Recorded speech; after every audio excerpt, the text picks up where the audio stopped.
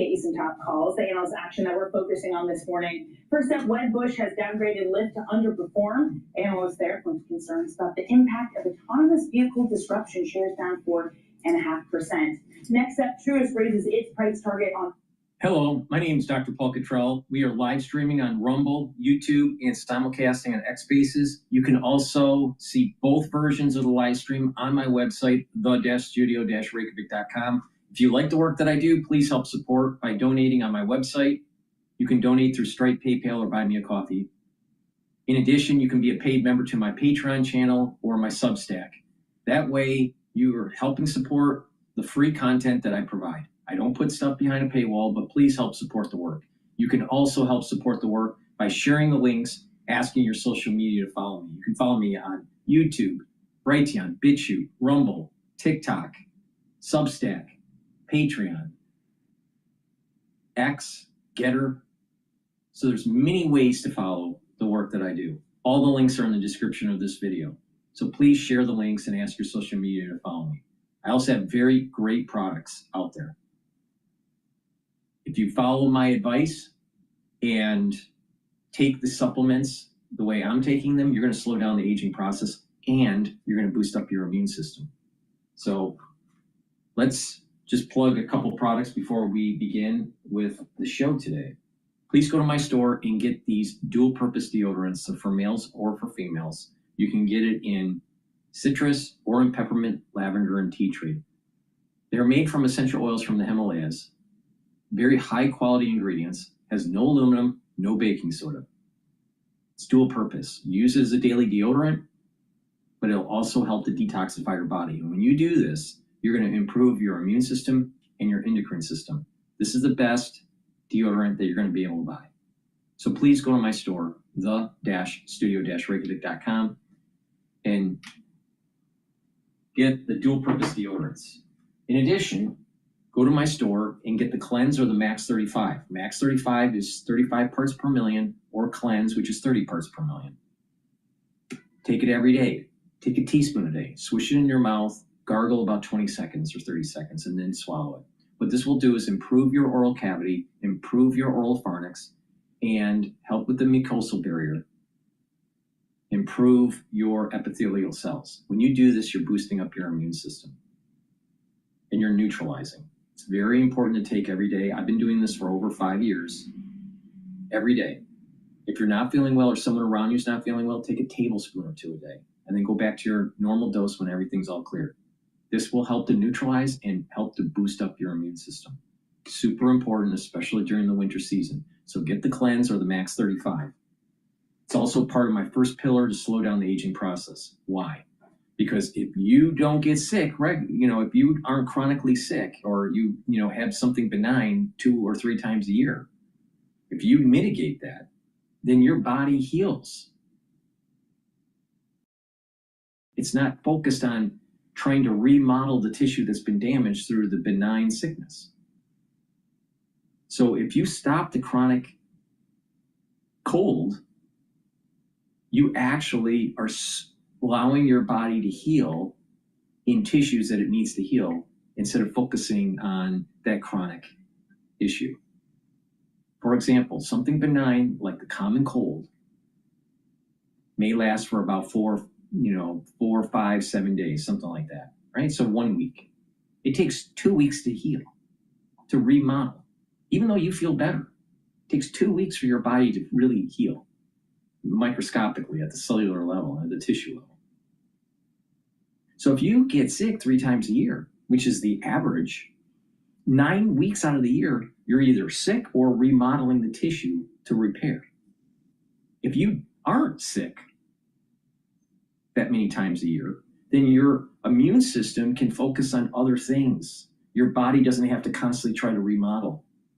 This is part of the reason why if you see people that are chronically sick, even if it's benign because of the common cold or whatever, they age faster because they're building up free radicals, they have high inflammation, and the body has to remodel the damaged tissue.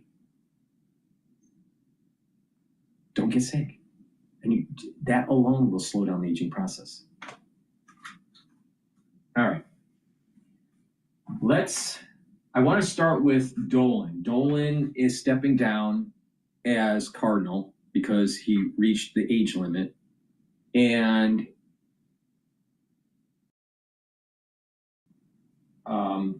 I think it's Hicks that's going to be the new archbishop for New York. He's from Chicago. Let's listen into Fox News.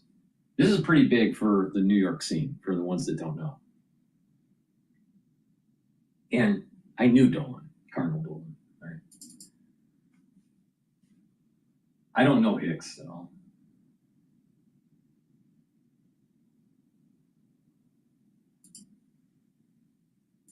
And we notice those who for Cardinal Dolan, and he really kind of helped shepherd you through your process, leaving the priest. Jonathan Morris is here, theologian and Fox News contributor. I want to talk about Bishop Hicks, but you're very close to Cardinal Dolan. You named one of your sons after Cardinal Dolan, and he really kind of helped shepherd you through your process.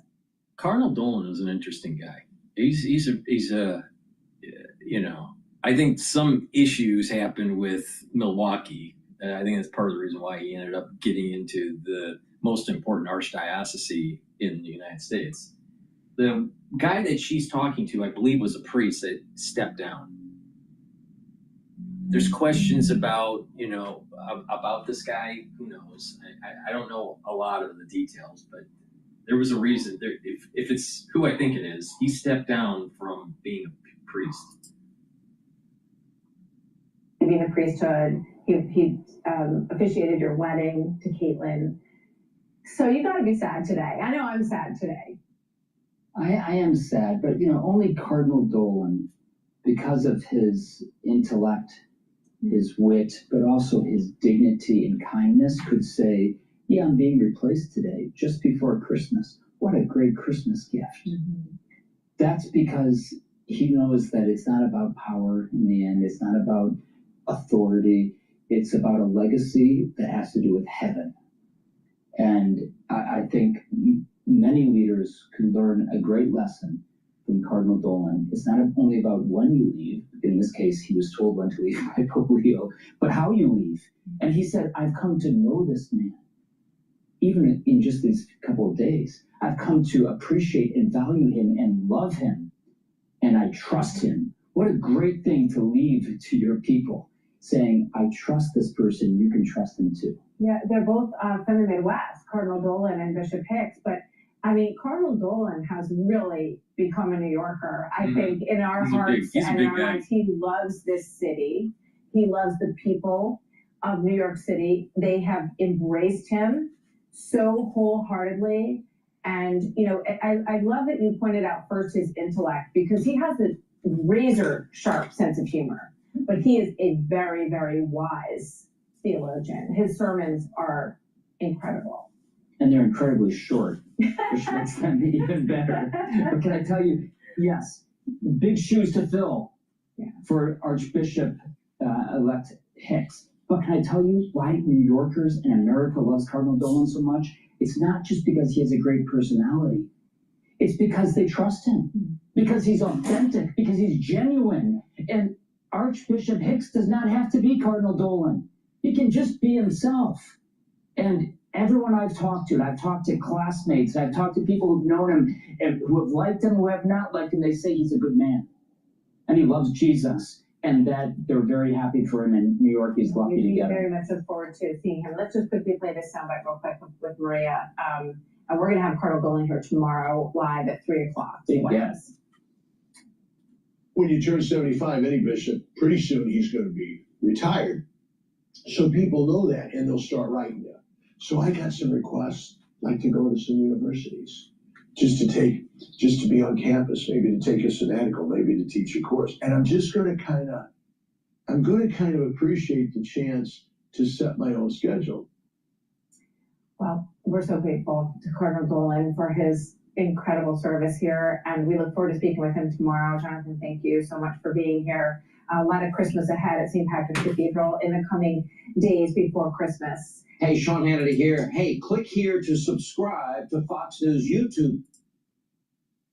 All right, let's pivot over to what's going on last night.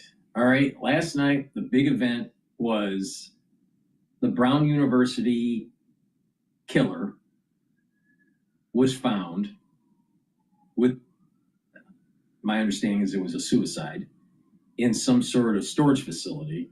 Now, I'm not sure if he committed suicide because he was surrounded by the police, or they knew he was there and he already committed suicide. I don't know. I don't know the details about it. But what I do know is that they believe that he was the one that killed the two students in Brown, at Brown, and the MIT professor the next day. He is Portuguese. He ended up getting his green card through a lottery, which Trump is shutting down now. He used to live in Miami, Florida, or that was the last residence that he had. He was going to go into a Ph.D. program and didn't fully finish that Ph.D. program at Brown. So he knew the university. He was 48 years old, so roughly the same age as the professor at MIT. This individual wanted to get a PhD in physics. That seems kind of odd. And what was the deep connection between this individual that committed suicide, that was the perpetrator, and the MIT professor? Well, they're both Portuguese, but there must be some other reason. There must be some other reason. And I wouldn't be surprised that other people were targeted. Other people were going to be targeted. But that's pure speculation. Now, that's my understanding of what happened, right? Now, some people think that there's more to the story, that there's more of a grand conspiracy. I don't know.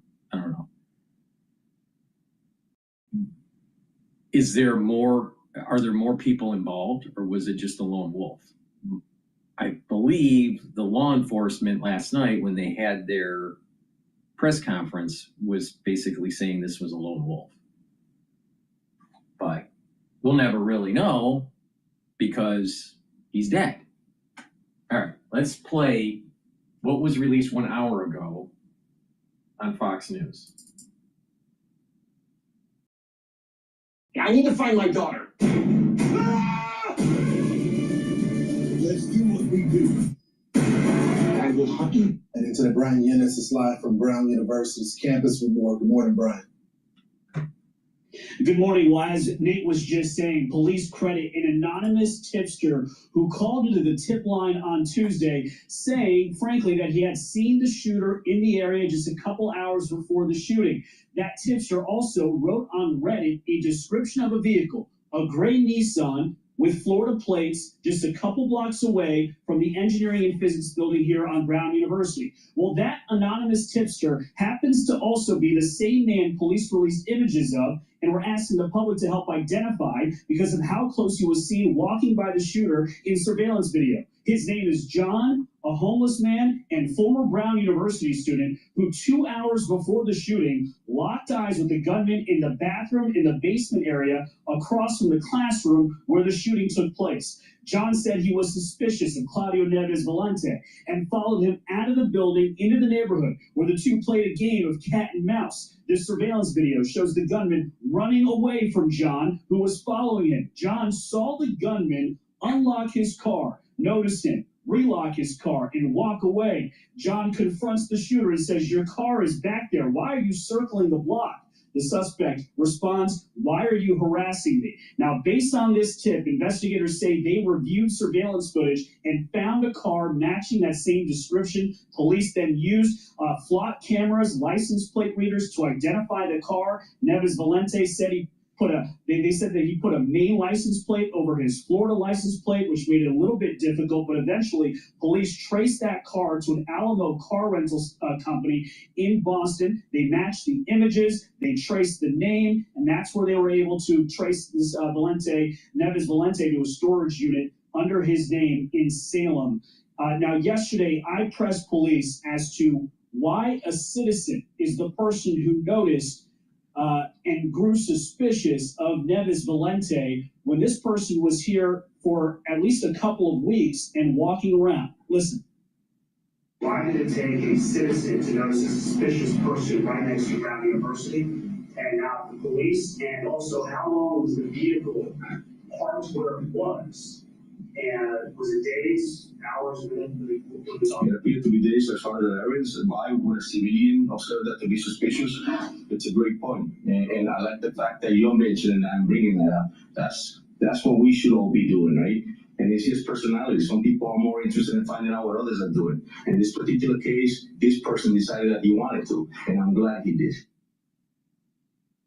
Investigators described John as an extremely articulate witness. John does happen to be a homeless man who was, we're told by a source, living in the basement area of the Barris Holly Engineering and Physics building, which of course opens up a whole new set of questions about the security of that building and why that was happening. But right now, John is the hero, and the AG says he deserves every bit of that $50,000 reward. Guys? Yeah, clearly, I mean, Brian, he had the wherewithal and the information that led police directly to the suspect, and they praised him as they should. But you raised the question, why was a homeless man allowed to live in the basement of this college facility where the shooting eventually took place? First of all, we have to assume that that's the true story. It might be a fake story. Second, even if it was true, you got to remember, there is this huge woke issue with these universities, especially at the Ivy League. You see homeless people all over the place in Harvard Square, which is the main train station to get to Harvard. You see homeless people all over the place at Kindle, the main station to get to MIT. So it's not surprising.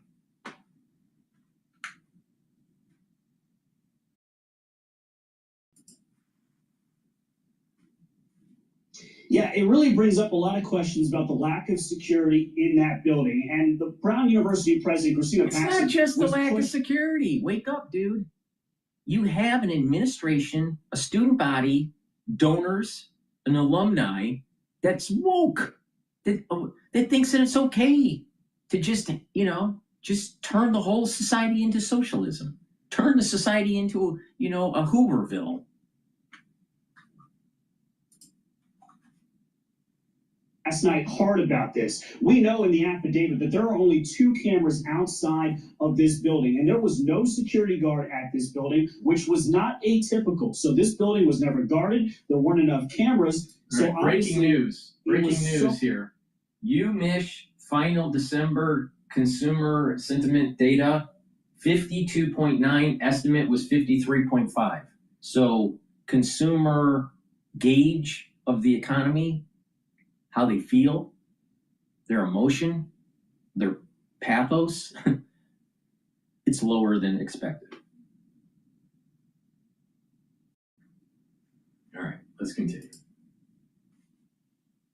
Unguarded, that they allowed somebody to live a homeless man to live in the building, an academic building. So again, John's a hero, but that brings up questions about security. He is a hero in this case, but Brian, they also have to grapple with something else. The shooting takes place that Saturday. Sunday, they arrest and then cut loose this person of interest. Initially, they told us that there was no connection between the shooting and that happened on that Monday. But now that we know that there is a connection, they gave him some time because they stopped the search, right? Yeah. They'll push back and say ultimately that was 24 hours and they were still looking at every single lead. But I will tell you this, the timeline that also is something that we got to really drill in on here is that a custodian in the Brown University Engineering and Physics building noticed Claudio Neves Valente on November 28th.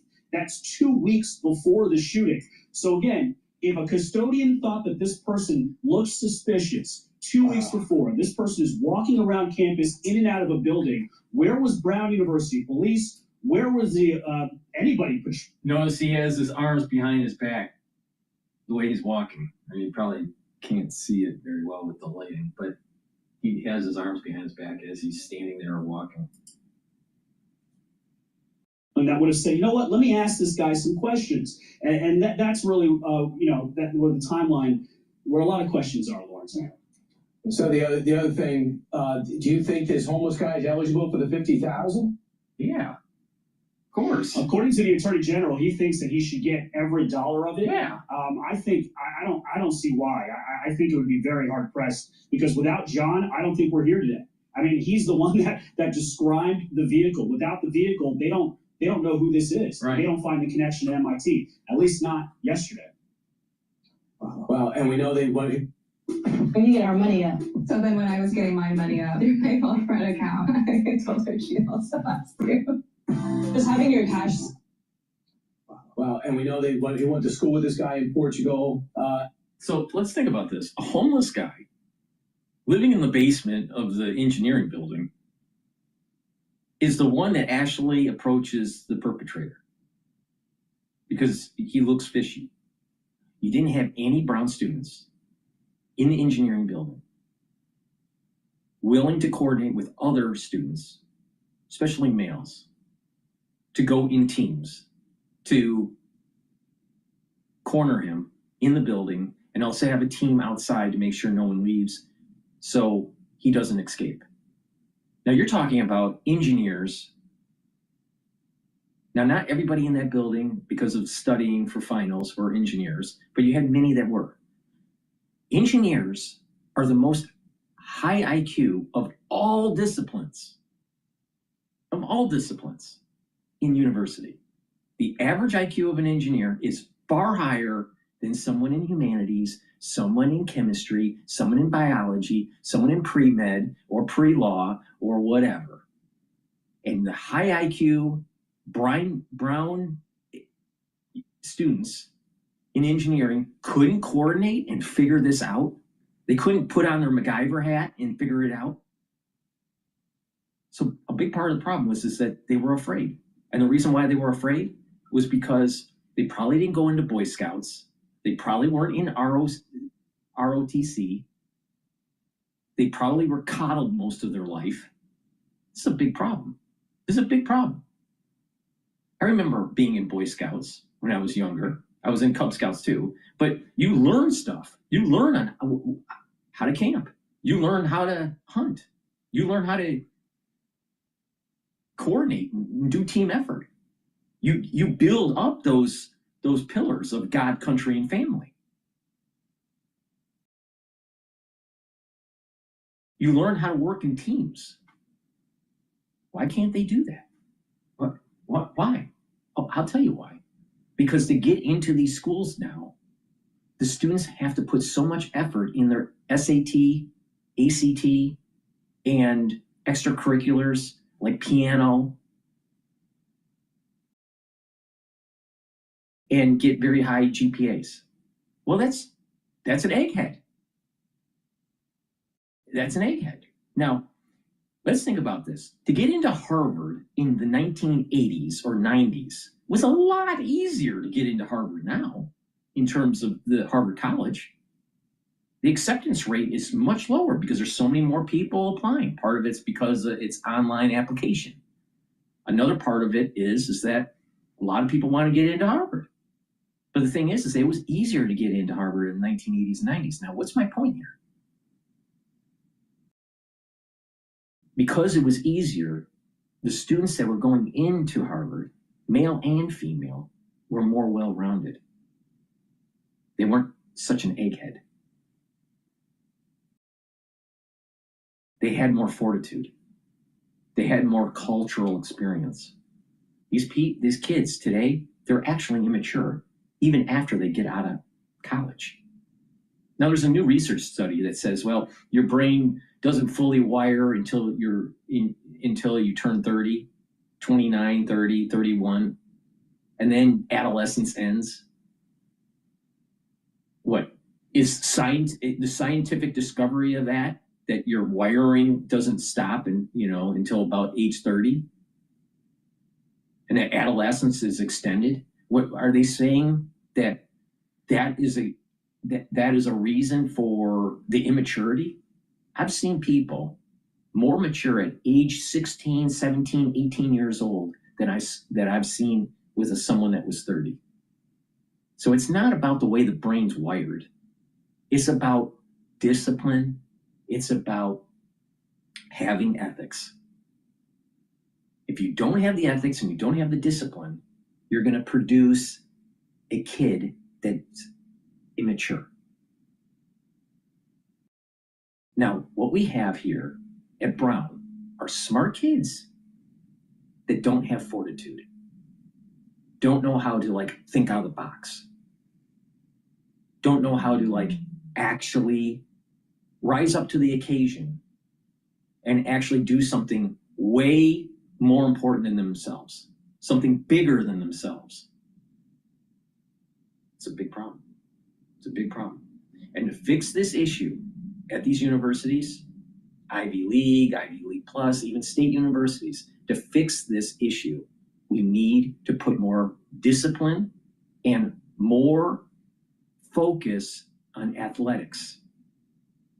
And when you do that, you're going to gain teamship. You're going to learn how to work in teams, work together, and you're going to have a better constitution of musculature that if you need to engage in a situation like this, you have the wherewithal.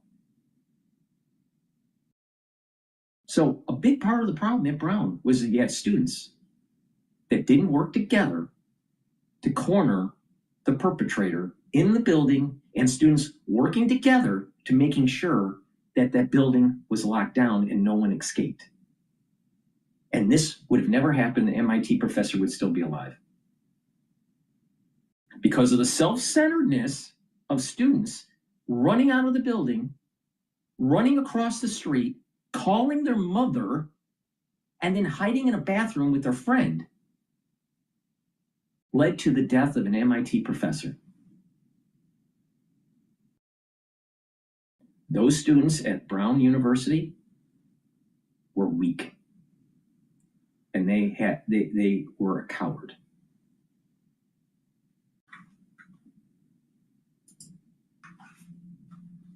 We know that he was probably spent a lot of time in that building in 2000 to 2001, that 1 year he spent at Brown. So those are indeed the connections. We'll probably find out his life fell apart in Miami.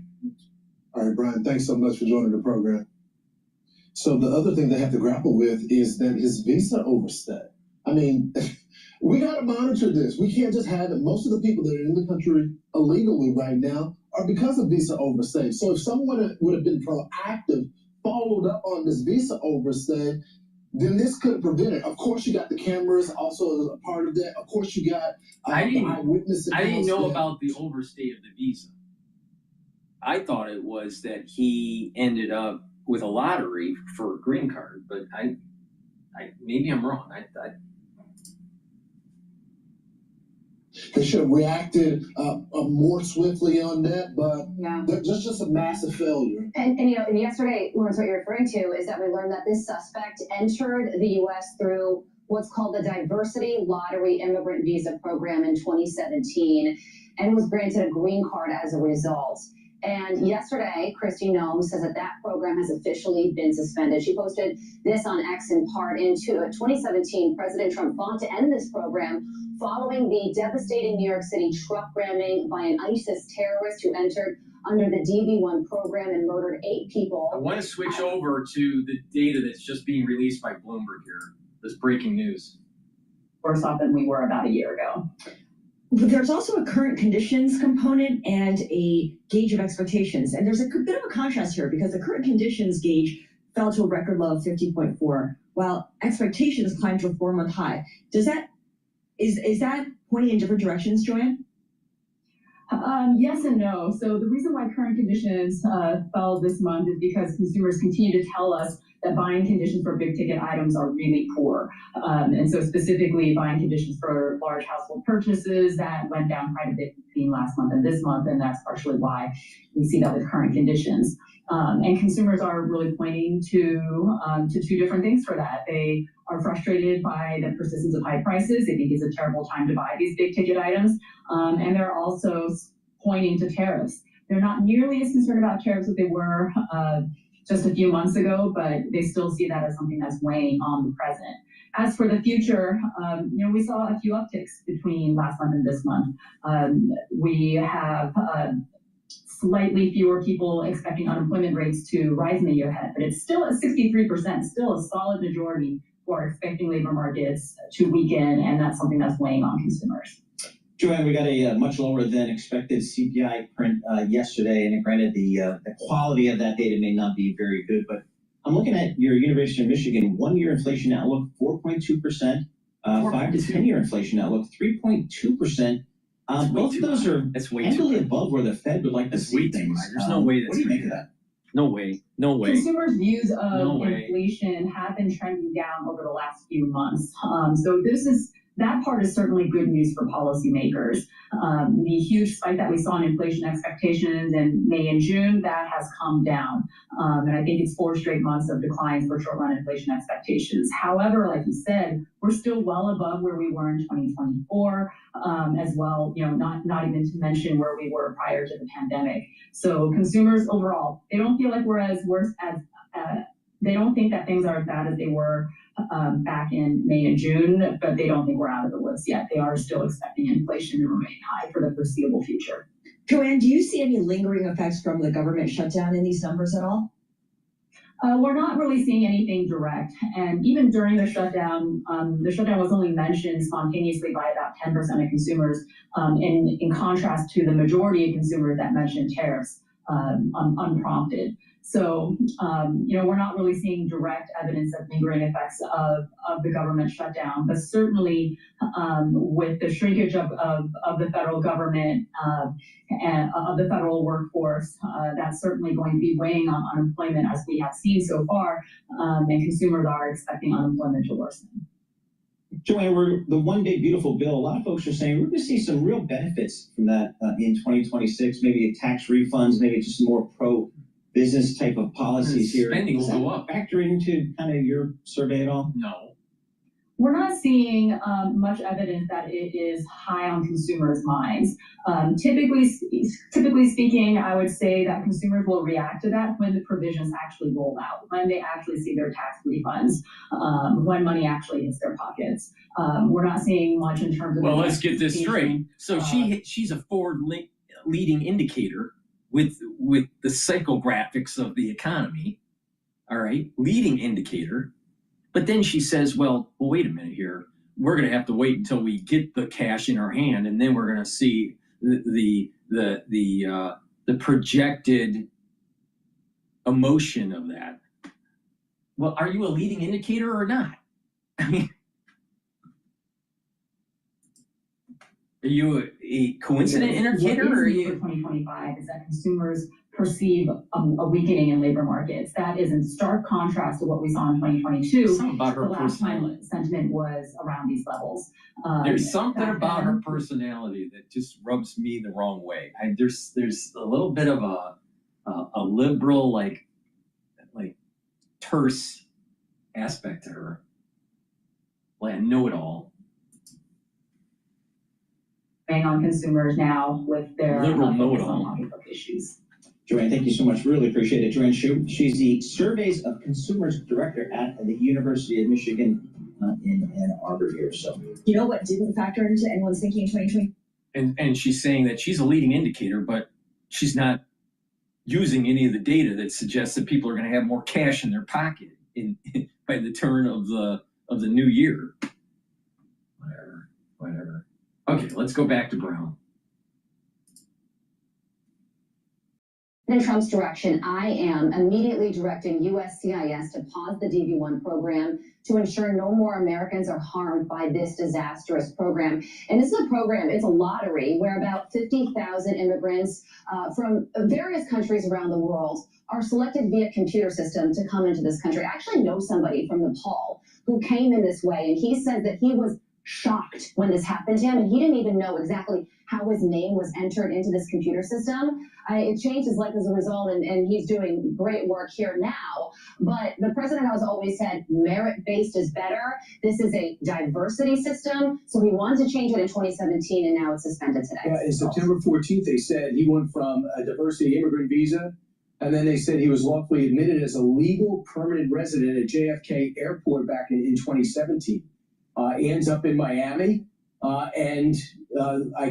sadly, this professor, same age, same time, former classmates, that family probably knows about him, but they had the professor that was killed, who evidently is a genius, was killed with his family, with his kids upstairs. So he gets assassinated. And Lawrence, to your point, I know investigations aren't easy, but did they put their foot off the gas? They did. Yeah, I mean, it's not even debatable. Right, so they put their foot off the gas, and then they told everyone, don't worry about it, you're not in danger. Clearly, these people were in danger. Right. You had a crazed gunman out there, and then the next thing you know, the professor's dead on Monday.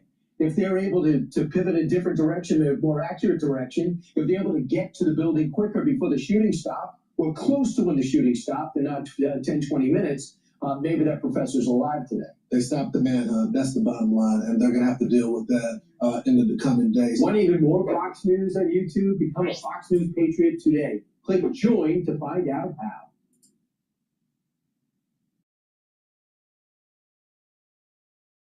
All right, let's listen into some more about this.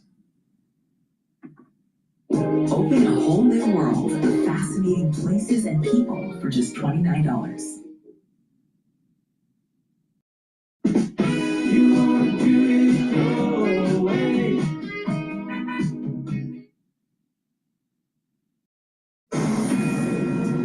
A Fox News alert now. If you are just waking up this morning, the man believed to have murdered students at Brown University and a professor at MIT has been found dead inside a storage facility in New Hampshire.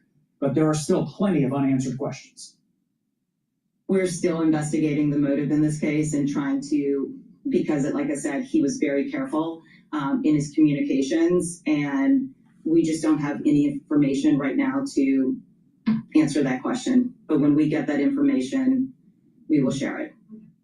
Retired FBI Supervisory Special Agent Scott Duffy joins me now. Scott, right now, how are investigators piecing together a motive? Specifically, why this suspect killed two teenage students that weren't even born when this guy reportedly attended Brown University, the same university where the shooting took place, where those two individuals died? Yeah, good morning, Todd.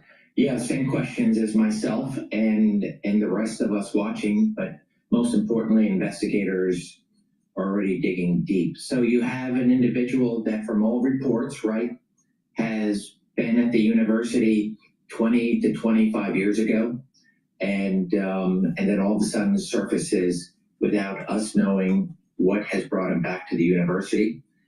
The connection to the MIT professor, other than both being Portuguese, what is their connections in the past, perhaps being classmates, etc. But what took place in these last 20 some odd years that has brought this person back to Brown University and ultimately on the footsteps of this MIT professor's residence, and to have done unspeakable harm. So investigators are definitely digging deep to see what was that trigger, what took place that caused him to come here and do unspeakable acts. You saw on the full screen that we just showed, he lived in Miami, Florida prior to all this. He also planned this pretty extensively, from the storage unit up in New Hampshire to that rental car with Florida plates that he covered up then with Maine plates. That level of preparation, albeit not perfect because obviously they found him, but that level of preparation, what does it tell you about his state of mind? Yeah.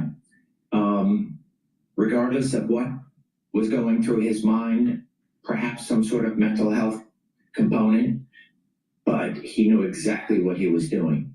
The fact that we are seeing pieces of evidence that are going back months in planning, all this takes a lot to be able to have these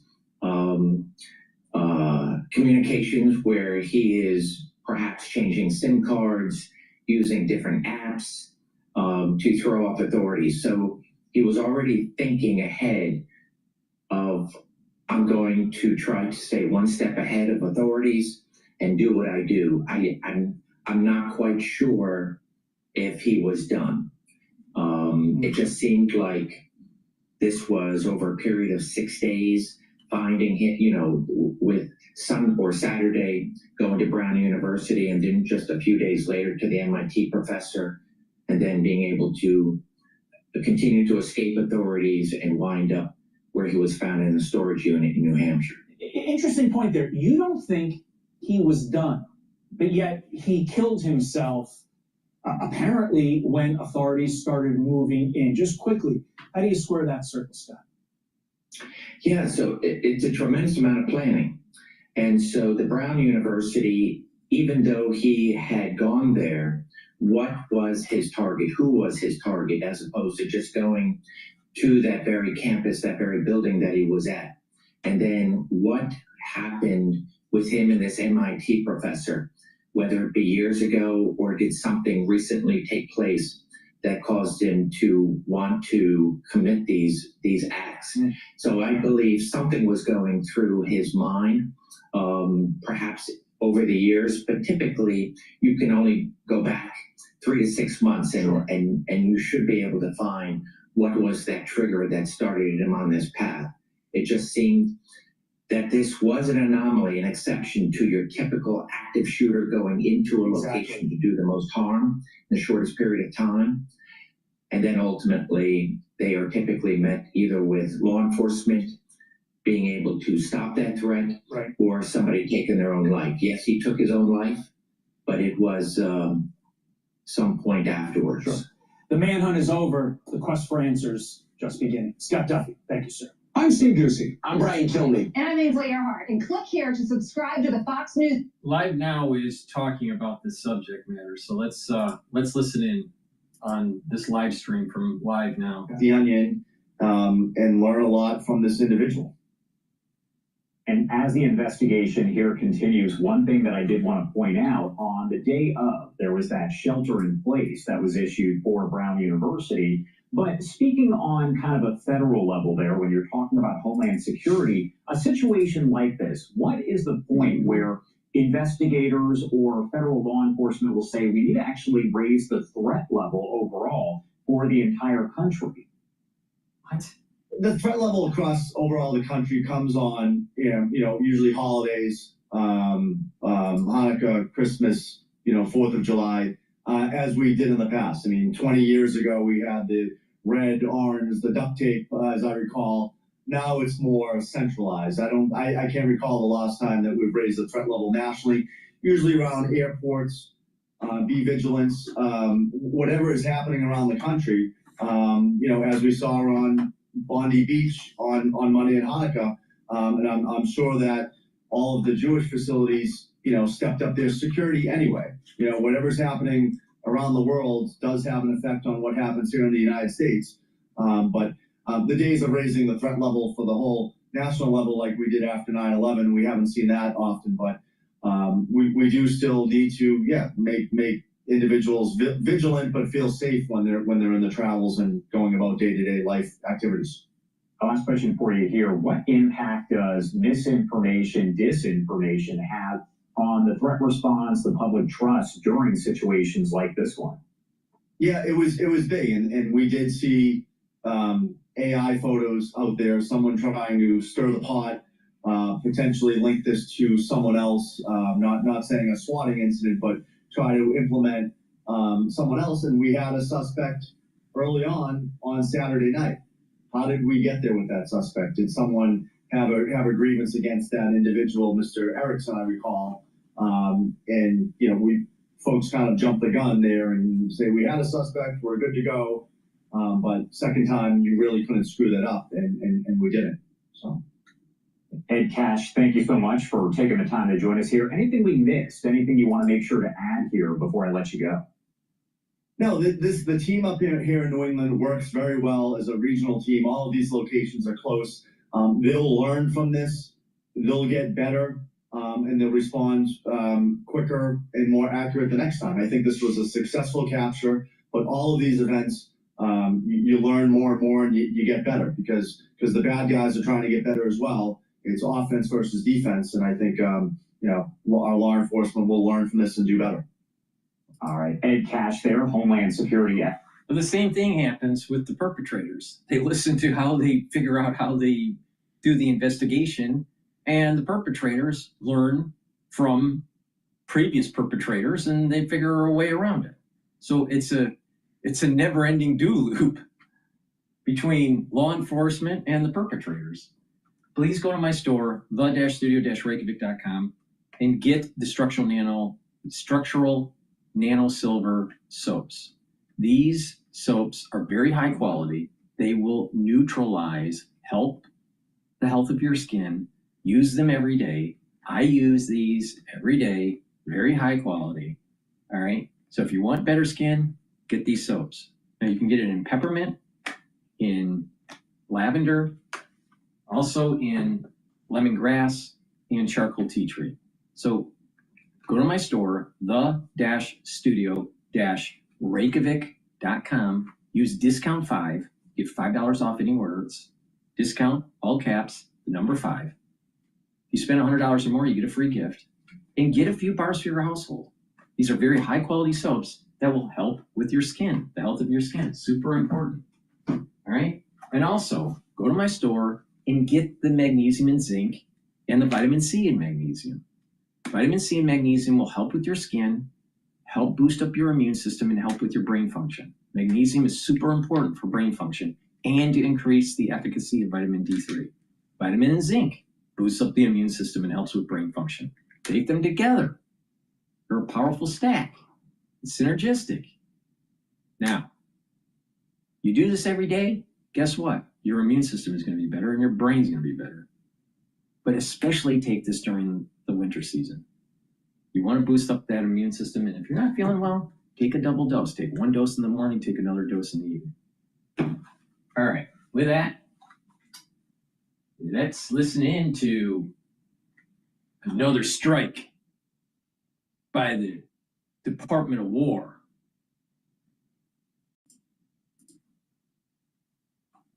Have conducted more boat strikes. Let's put this video up on your screen here. The U.S. military said yesterday that it had conducted 2 more strikes against boats it said were smuggling drugs in the Eastern Pacific Ocean, killing 5 people. That's just some of the video on your screen there, but I wanted to pull this up here quickly. This is a post from U.S. Southern Command on social media. It says, on December 18th, at the direction of SecWar Pete Hegseth, Joint Task Force Southern Spear conducted lethal kinetic strikes on 2 vessels operated by designated terrorist organizations in international waters. Intelligence confirmed that the vessels were transiting along known narco trafficking routes in the Eastern Pacific and were engaged in narco trafficking operations. A total of 5 male narco terrorists were killed during these actions, 3 in the first vessel and 2 in the second vessel. No U.S. military forces were harmed. Hashtag Op Southern Spear. So once again, that was posted to social media last night as we are learning a bit more about this. The military saying 3 people in 1 vessel and 2 in the other were killed. The attacks brought the total number of known boat strikes to 28, while at least 104 people have been killed. That's according to numbers announced by the Trump administration. President Trump has justified the attacks as a necessary escalation to stem the flow of drugs into the United States and asserted the U.S. is engaged in, quote, an armed conflict with drug cartels. This all coming after the Senate gave final passage on Wednesday to an annual military policy bill that will authorize $901 billion in defense programs, while pressuring Defense Secretary Pete Hegseth to provide lawmakers with video of strikes on alleged drug boats in international water near Venezuela. The annual National Defense Authorization Act, which raises troop pay by 3.8%, gained bipartisan backing as it moved through Congress. It passed the Senate on a 77-20 vote before lawmakers plan to leave from Washington for a holiday break. 2 Republicans, Senators Rand Paul and Mike Lee, and 18 Democrats voted against that bill. The White House has indicated that it is in line with President Trump's national security priorities. However, the legislation, which ran over 3,000 pages, revealed some points of friction between Congress and the Pentagon as the Trump administration shifts its focus away from security in Europe and towards Central and South America. The bill pushes back on recent moves by the Pentagon. It demands more information on these boat strikes in the Caribbean, requires that the U.S. keep its troop levels in Europe at current levels, and send some military aid to Ukraine. But overall, the bill represents a compromise between the parties. It implements many of President Trump's executive orders and proposals on eliminating diversity and inclusion efforts in the military and grants emergency military powers at the U.S. border with Mexico. Still, the bill did face objections, both from Democratic and Republican leadership on the Senate Commerce Committee and the head of the National Transportation Safety Board. And that's because the legislation could allow military aircraft to obtain a waiver to operate without broadcasting their precise location, as an Army helicopter had done before a mid-air collision with an airliner over Washington, D.C. back in January. To address those concerns, the Senate advanced a bill to require all military and civilian aircraft to broadcast their locations. That bill will now go to the House, and Senator Ted Cruz says he's optimistic it could reach the president's desk as soon as next month. So a lot of backstory there for you, but we do bring you this breaking news as we do know now. The U.S. military is saying just last night it had conducted 2 more strikes against boats it said were smuggling drugs in the Eastern Pacific Ocean, once again killing 5 people. Words and music. Which comes first? These songs, when I write them, is an invitation into investigating who's in here. I was like, oh yeah, I'll write a party song. I'll write about what it's like to be an introvert losing your mind. All right, let's listen into significant labor problem.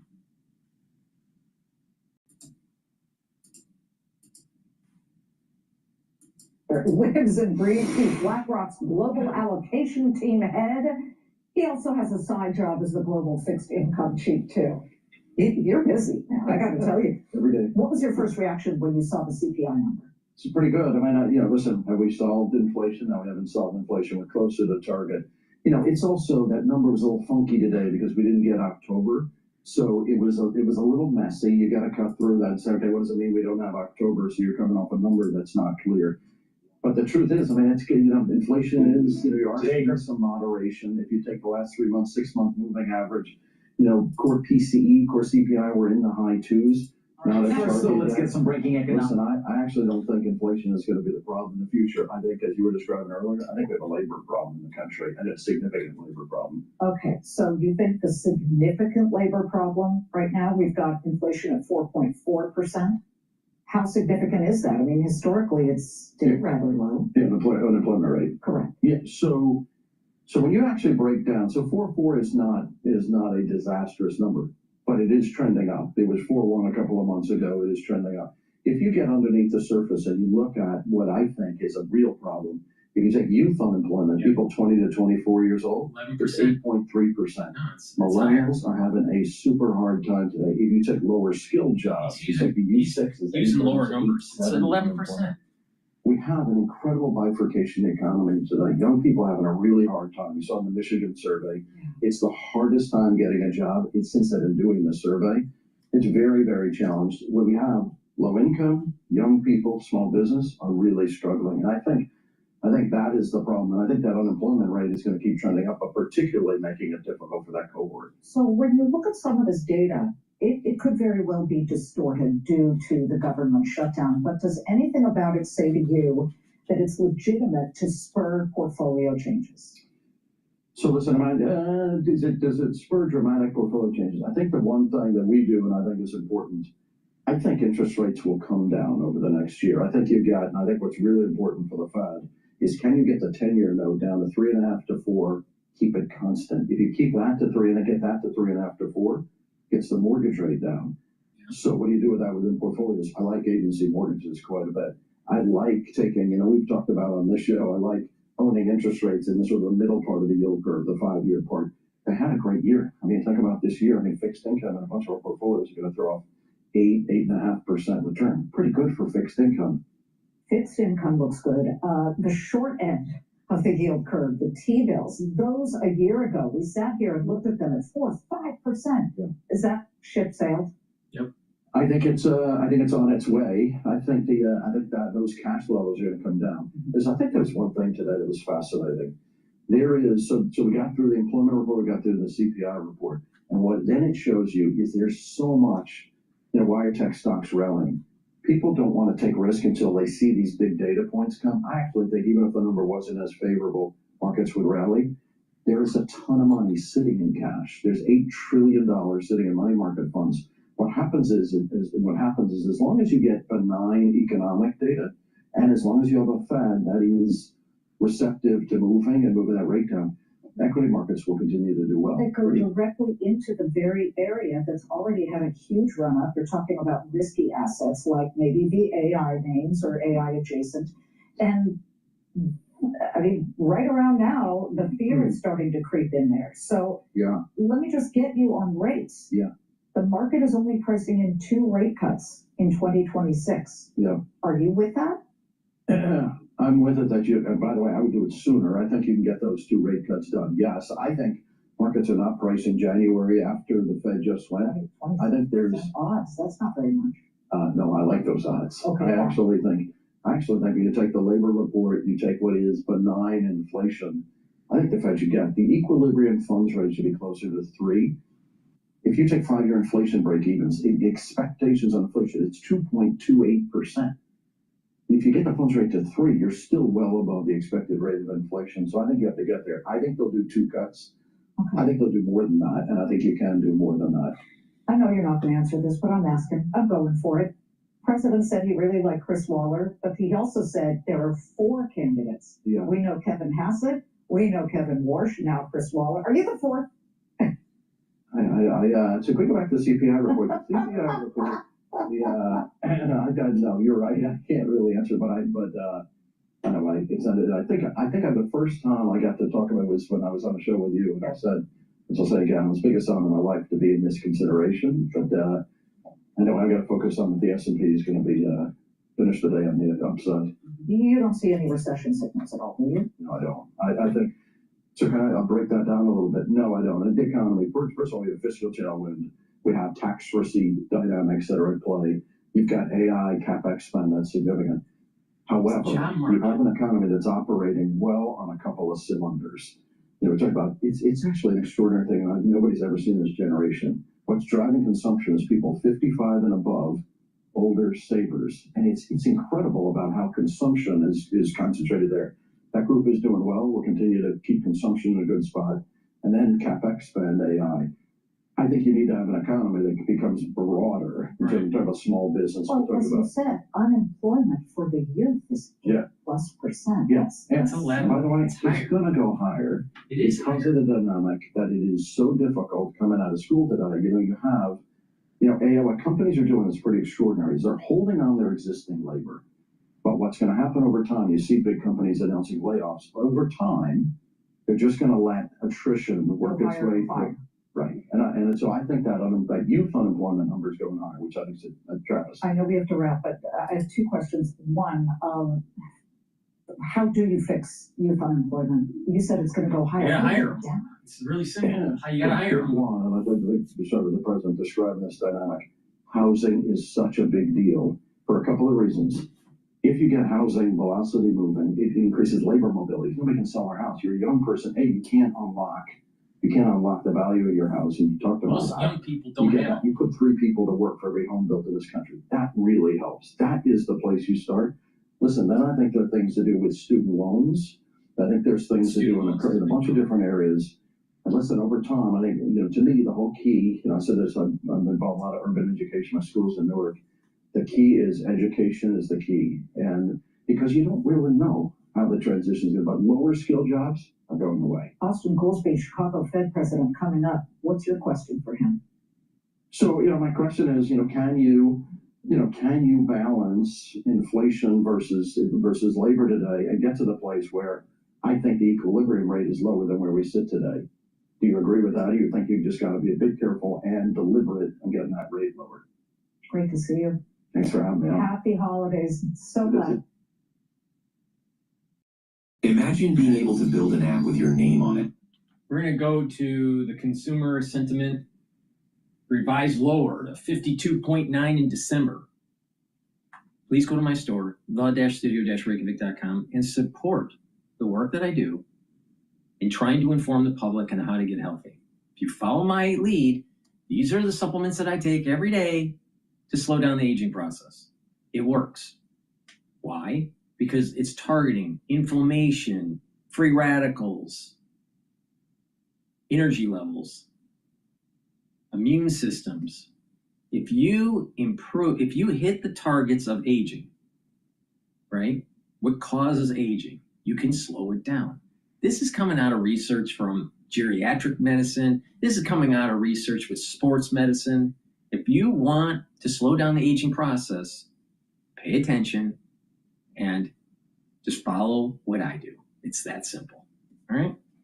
And it's not rocket science, all right? It's really simple stuff. So please go to my store and get the heirloom barley. Heirloom barley will bring down inflammation, detoxify your body, and soak up free radicals. And when you do that, you're boosting up your immune system. When you have a better immune system, guess what? You don't get sick. And guess what? It helps to keep away the big C, all right? And by soaking up free radicals, bringing down inflammation and detoxing your body, your tissues will perform better. By bringing down inflammation and soaking up free radicals at the vascular level, you're reducing plaque formation. By bringing down inflammation at your joint level, guess what? You won't have those aches and pains as you're getting older. You'll recover quicker after a workout. Your brain will function better because you're bringing down cerebral inflammation. You're bringing down cerebral creation of the free radicals. You're detoxifying your body. This is very powerful. This is a month supply. Go to my store and get the heirloom barley. Take it every day. Slow down the aging process. If you take this and you are working out, you'll recover quicker. So you get a lot of benefits from taking this. So go to my store, use discount 5 to save some money, and guess what? You stack it with lots of other stuff that I talk about. You can target the points that are the milestones and the key vectors of aging. So if you keep the inflammation down, if you keep the free radicals down, if you detoxify your body regularly, then as you're going into those key milestones for methylation of your genes, you're aging slower. But if those free radicals are at high concentrations, if you have lots of chronic inflammation, and you get to those milestones in life where those genes are methylated, guess what? Now you have a gene expression profile, an epigenetic profile that's older. If you slow the epigenetic profile down, you age slower. It's that simple. Now, there's nobody that has a more comprehensive and effective way to slow down the aging process than, voila, DrPaulCottrell. Nobody. Not Johnson, not Brian Johnson, you know, the tech bro that spends $2 million to try to slow down aging. You don't have to spend $2 million a year to slow down aging. I just told you how. Go to my store and get the heirloom barley. It's about proper diet, proper exercise, proper supplementation, proper sleep, do some resistance training, do some cardio, stretching and balancing will help the cerebellum. Make sure you do more resistance training than cardio. Learn new things, read, like read a book, talk to people, do some writing, be active. And when you do that, guess what? You're aging slower and you have a better quality of life. Nobody out there is more accurate than I am on this. I have the most comprehensive profile. I have the most comprehensive anti-aging protocol than anybody. And it's really simple. Multivitamin that's easy to digest, that covers the bases, a good probiotic as a foundation. The first pillar is the Max 35er cleanse to boost up your innate immune system. C60 to soak up free radicals. The third pillar, turmeric, ashwagandha, and lignans to bring down inflammation, soak up free radicals to help your immune system and your cardiovascular system. And guess what? It also helps with your brain. And boomer boost up, rev up those energy levels in your metabolism. And then you add some stuff to that, like the barley, or the vitamin B complex, or the myotrol. And guess what? You are radically slowing down the aging process. I'm in my 50s, and I'm willing to bet that all of the, quote, gurus out there have a worse off epigenetic profile than I do.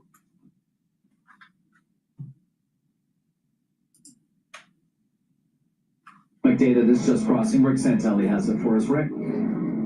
Yes, David, indeed. These are the December final reads on University of Michigan sentiment and the inflation metrics embedded in this report. So the mid-month read gets tossed.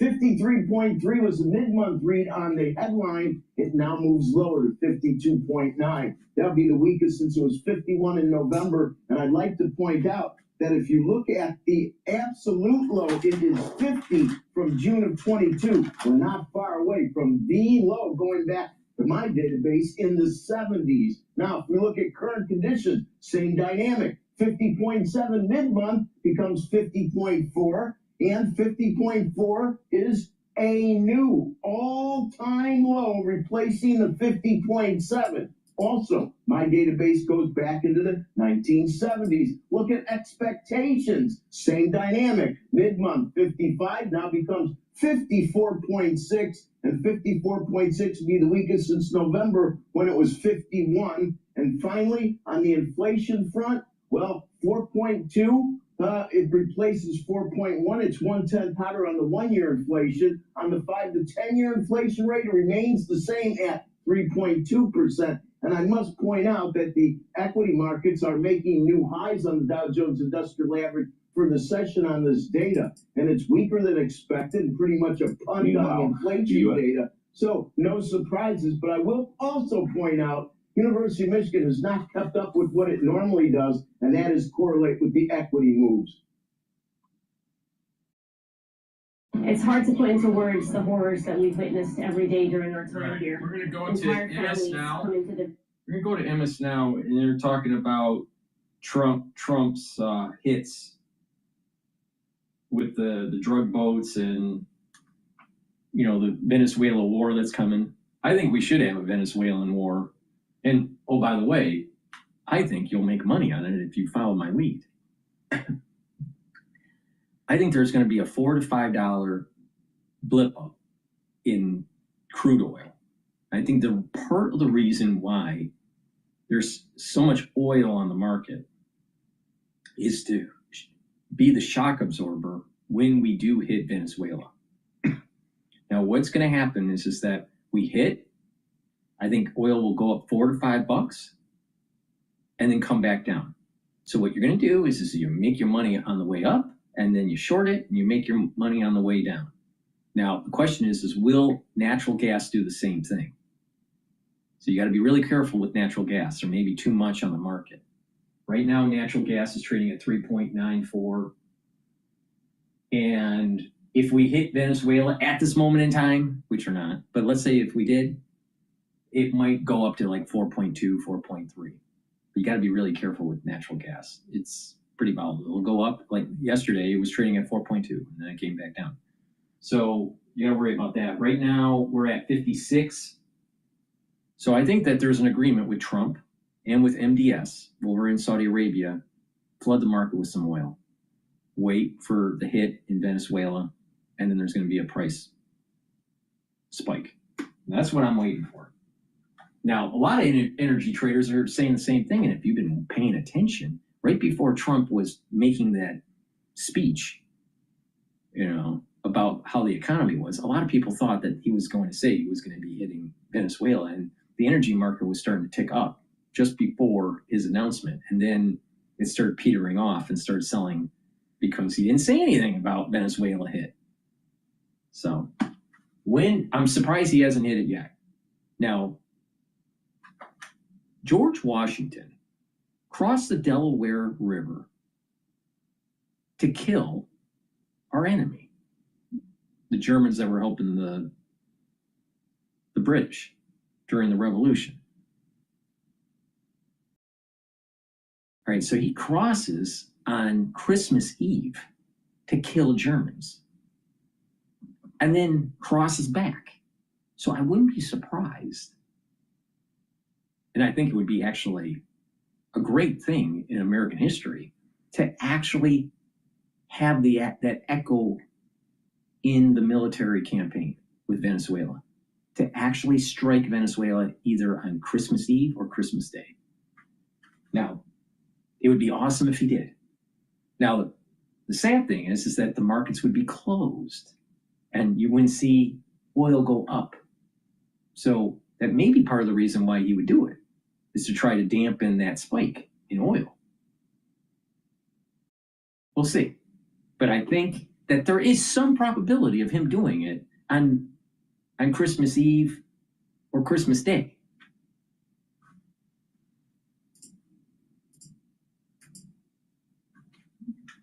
It carried out 2 more attacks yesterday on suspected drug smuggling boats in the Eastern Pacific, killing a total of 5 people there. U.S. Southern Command shared this short video of the strikes on social media without providing any evidence of its claims about the boats or their passengers, as has become their habit.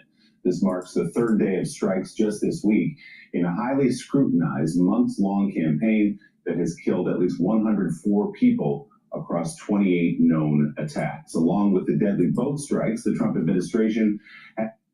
So what if we're killing narco terrorists? So what? But MS now, like they're bystanders, like this was collateral damage. What I mean, is MSN for the narcos? I mean, come on. What's wrong with killing these guys? I think Americans should just, keep on, pushing for this. Why would we want to stop? You can't take MS now. It's a bunch of liberals. And oh, by the way, a lot of them are coming from intelligentsia universities.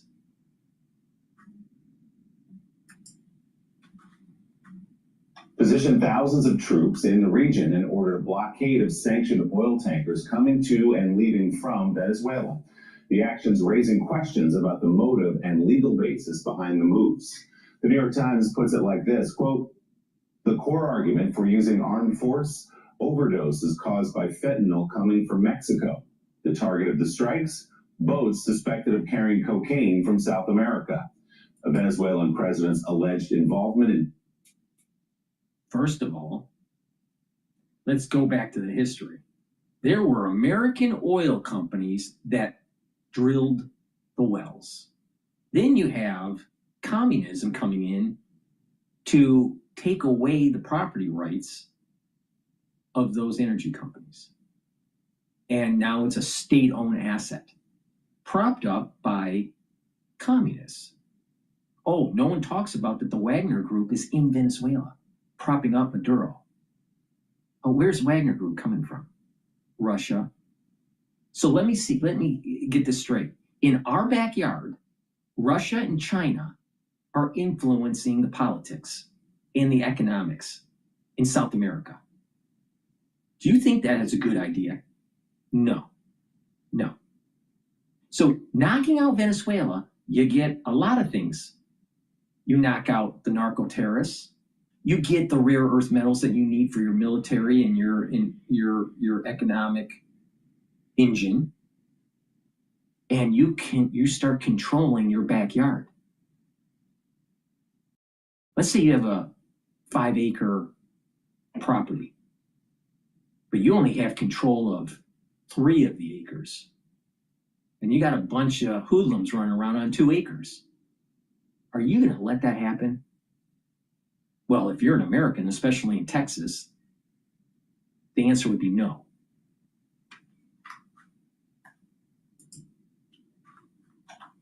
Drug trafficking, intolerable.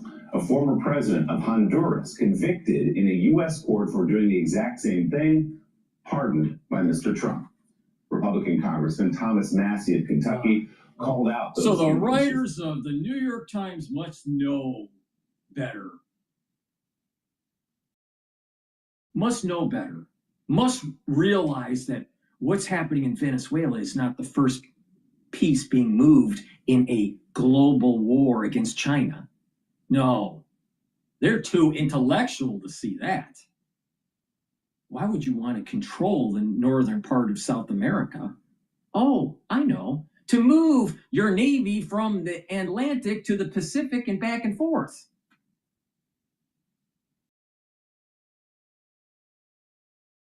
Don't fall into the trap of the stupid liberal, aka the New York Times.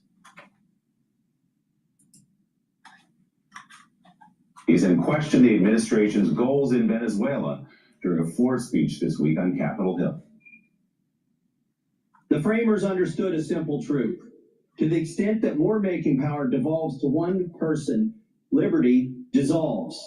If the president believes military action against Venezuela is justified and needed, he should make the case and Congress should vote before American lives and treasure are spent on regime change in South America.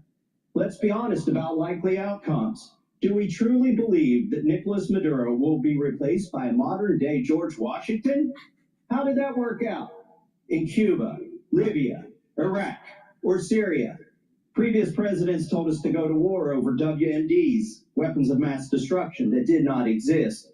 Now it's the same playbook, except we're told that drugs are the WMDs. If it were about drugs, we'd bomb Mexico, or China, or Colombia, and the president would not have pardoned one. Okay, let's bomb them. Big deal. Let's just bomb everybody. As long as it maintains our economic prowess, as long as it maintains our hegemonic power, of course. Why would we give that up? See, the problem is that we have a society that has become too, I don't want to fight. I don't want, it's bad.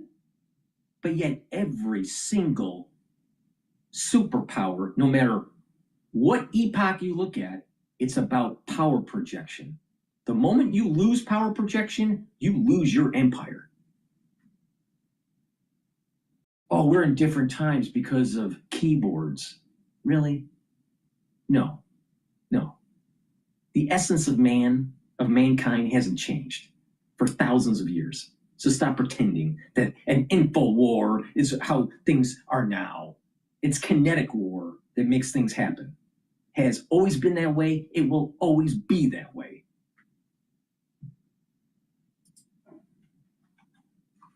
Rolando Hernandez. This is about oil and regime change. That is Republican Congressman Thomas Massey of Kentucky. In a new phone interview with NBC News, President Trump... And what is wrong with that? Again, Venezuela took the rights of American companies' property through their communistic, socialistic takeover.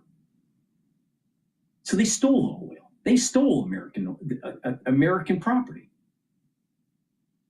So are we going to really, what's about the property rights here? No, what happened was that Venezuela is communist. It has a socialistic state-owned enterprise. So we're taking it back. But even if you don't want to accept that as the real history, all right? We need the heavy crude because most of our oil is light crude. We need the heavy crude. So what's wrong with us taking it? Because are we supposed to lose the war with China? How's that going to be for your portfolio? How's that going to help with your retirement? How's that going to help with your overall lifestyle? Our lifestyle in the United States is predicated on our power projection. We lose that, your lifestyle ends. Now, why? It has a lot to do with the dollar and it being a means of transaction around the world. Now, the moment you stop that in the United States, your economic prosperity starts to decline. Those are just the simple facts. So, do I care about some socialist or communist dictatorship in Venezuela being overthrown by Trump? I don't feel bad. Take the fucking oil. What's more important is making sure that we have all the resources we need to make sure that we fight and win against China. That we do not lose our hegemonic power in the Pacific. That is the most important thing. Because the moment you lose freedom of navigation in the 9-dash line, your lifestyle is going to change radically. To open the possibility of war with Venezuela, saying, quote, "I don't rule it out, no." He also declined to say whether ousting President Maduro is his goal. Trump said, quote, "He knows exactly what I want. He knows better than anybody." Unclear what exactly that means, Joe. Well, I mean, he knows better than anybody but Donald Trump and Susie Wiles and David Ignatius. Susie Wiles made it very clear. And of course, I do love how people, David, in around the White House who are trying to spin this interview, this Chris Ripple interview, are acting as if she's a babe in the woods. Oh, she was manipulated. She didn't know what she was doing. He took her out of context. I mean, the things that she said explicitly, she knew what she was saying. Joe, just remember, you were banging Manika, before, you should have. And oh, by the way, what happened to that intern when you were in Congress? People would like to know. Oh, part of the intelligentsia that's going to tell you that knocking out Venezuela is a bad thing. Huh? Wait a minute here. What's wrong with our 5 acres in controlling it?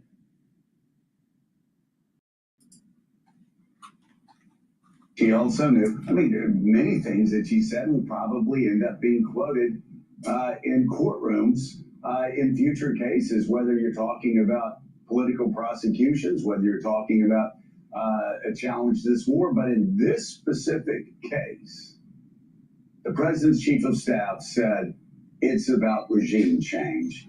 Said people a lot smarter than me in this administration believe that this will lead to regime change. That said, we first started with a nonsensical argument that it was about drugs. That's just preposterous. What's wrong with regime change? It's time to get the Chinese and the Russians out of our backyard. Like Red Dawn. You remember that movie? Like the 1980 version? It's time to kick ass. Now, you know what we've been losing in America? Because we've been coddled, because we go to AMC theaters, IMAXs, and we love our entertainment. We love our bread and circus, but we've forgotten how to fight. Coddled Ivy Leaguers at Brown University, they can't fight against some fat ass that's in his 40s because they were coddled, because they're afraid.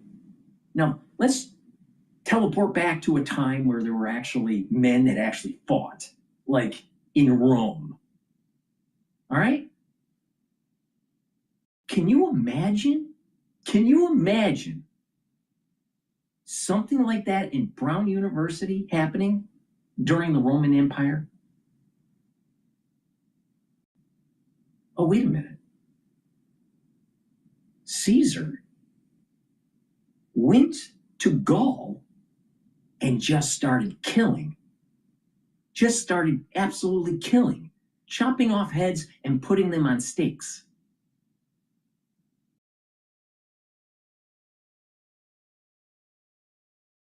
To tell people the frontier that the Romans are here and not to fuck with us.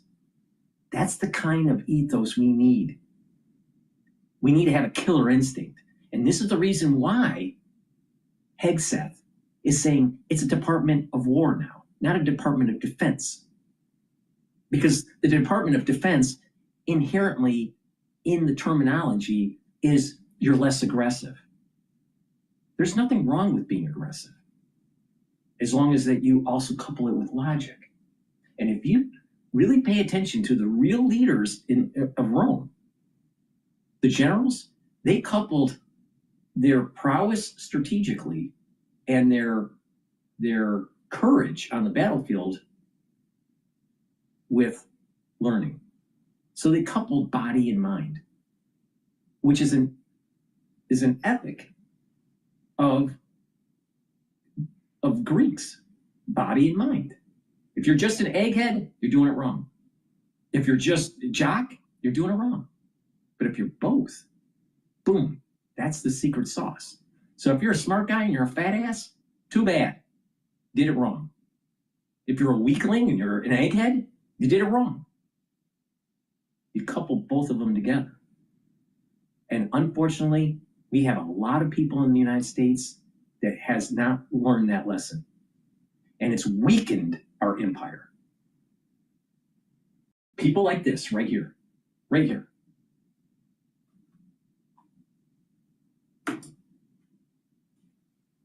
All the reasons mentioned above.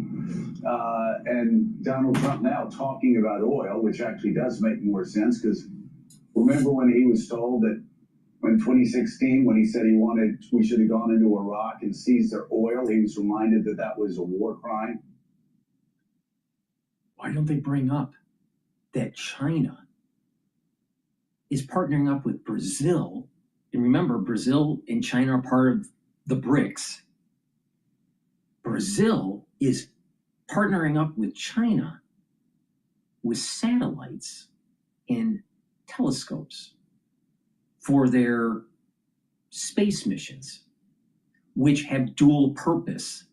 Because when there's a war with the United States and China, it's going to start in space because of the satellites and all the telemetry that they need to run the smart bombs and missiles.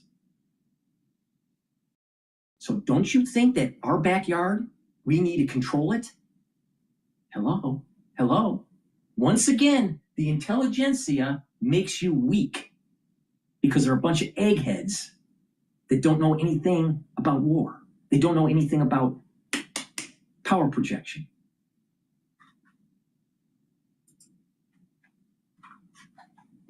Didn't care, wants to go after oil here. And then finally, here we are again on regime change. I guess Congress is going to sit back and let him just go ahead and do whatever he wants for whatever reason he wants without, again, questioning the purpose of this. I've got 4 reasons why they shouldn't do that. Iraq, Afghanistan, Syria, and Libya. Regime change, especially in this century, never ends well. So, Joe, this Congress, as you say, seems determined to give up its Article 1 power. Venezuela is the first piece of the chessboard with a war with China. That's what this is about. You need to secure the materials, these rare materials that you can't get from China when the war starts. And you're also eliminating China's power projection and Russia's power projection in our backyard.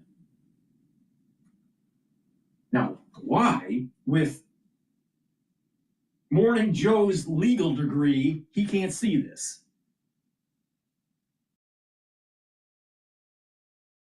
I mean, doesn't anybody have any balls?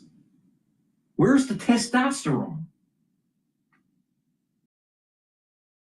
Where's that fighter mentality. I mean, what is it? I mean, we are not going to be an empire if we don't think like what I'm saying. If we're going to end up being France, we're going to end up being like France if we follow Morning Joe.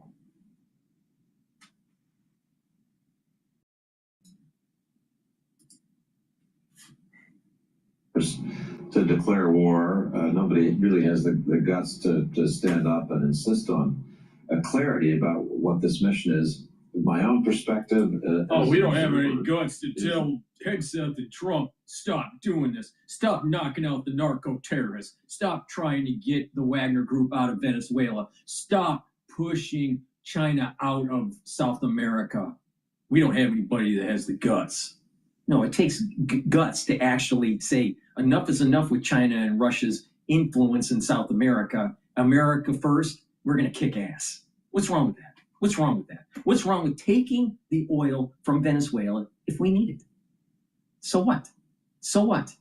If they play ball, they can make a lot of money. Hello? It's about the money. It's about power projection. You think our empire grew because of the ideals of, some sort of philosophical thought?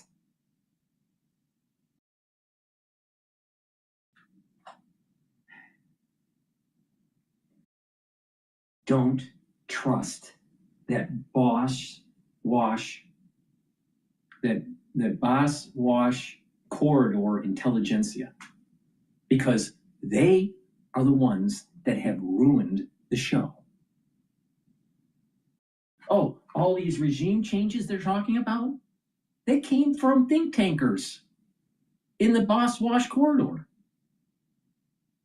They're part of this. They're part of what they're complaining about.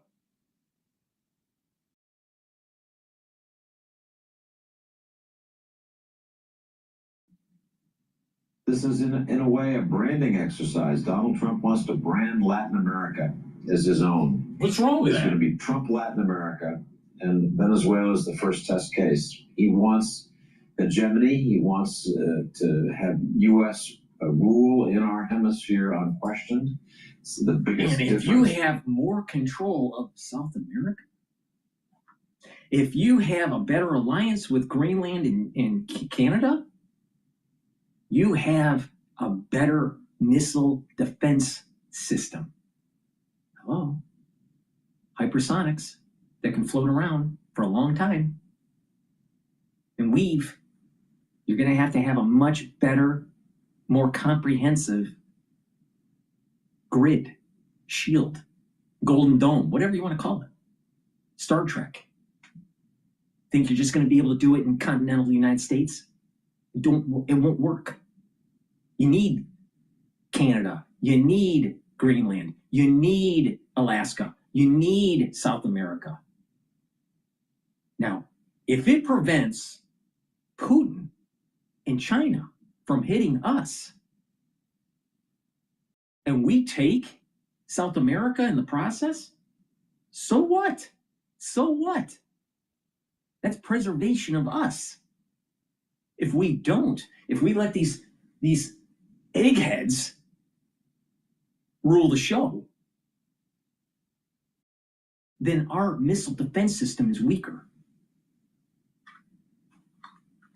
Oh. Joe's so smart that he doesn't bring that up. Yet his wife, Mika, is the daughter of Brzezinski. And he loved the Trilateral Commission.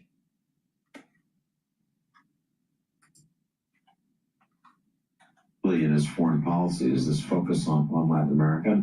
I think that he is gradually tightening the squeeze on Maduro in Venezuela, finding new reasons each week. For now several months, it's been these drug smuggling boats, but as we've noted, they're not smuggling the drugs that are really doing damage to the United States. Can you imagine, let's say, a time machine, all right? You take Julius Caesar or Constantine, right? and you teleport them into our time period, and you sat him down right in front of this guy in Morning Joe, what do you think Julius Caesar would do?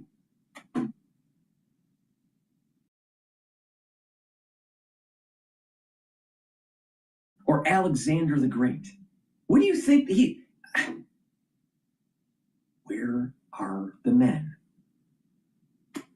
Where are they to actually say, hello, egghead, you're wrong? He can't even dress properly. He needs to pull up his tie and tuck in his collar. But he's going to tell you that knocking out narco-terrorists is a bad thing. What?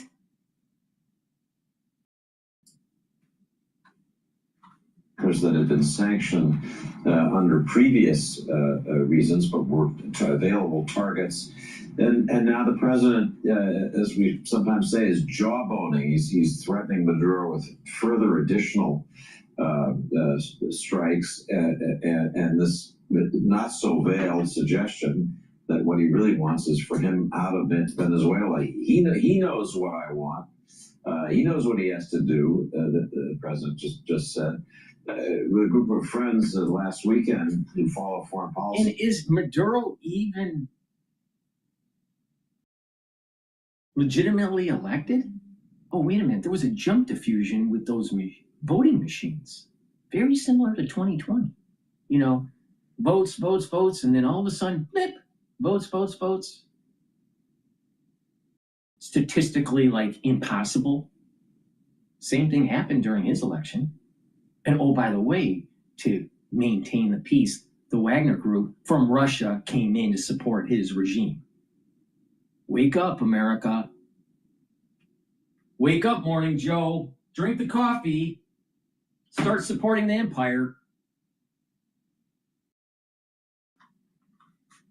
We're taking bets as to what country is going to grant exile to President Maduro once Trump's squeeze finally succeeds. I don't know, Joe, if you want to put in your bet, but you know, I think at bottom, this is an effort to reorient U.S. foreign policy and the use of our military towards this hemisphere. Venezuela is the first test case. Some of the arguments don't quite fit, but the broader argument, this is our area of our sphere of control. And what does Morning Joe say about decoupling or putting less emphasis in Europe? Oh, you can't do that. You got to get the Russians out. You got to get the Russians out of Ukraine. Yet the Russians are in Venezuela. And the Chinese are in Brazil.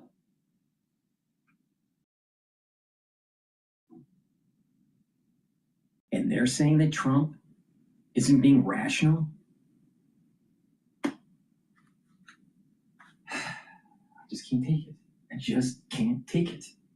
There's something wrong with Morning Joe's brain.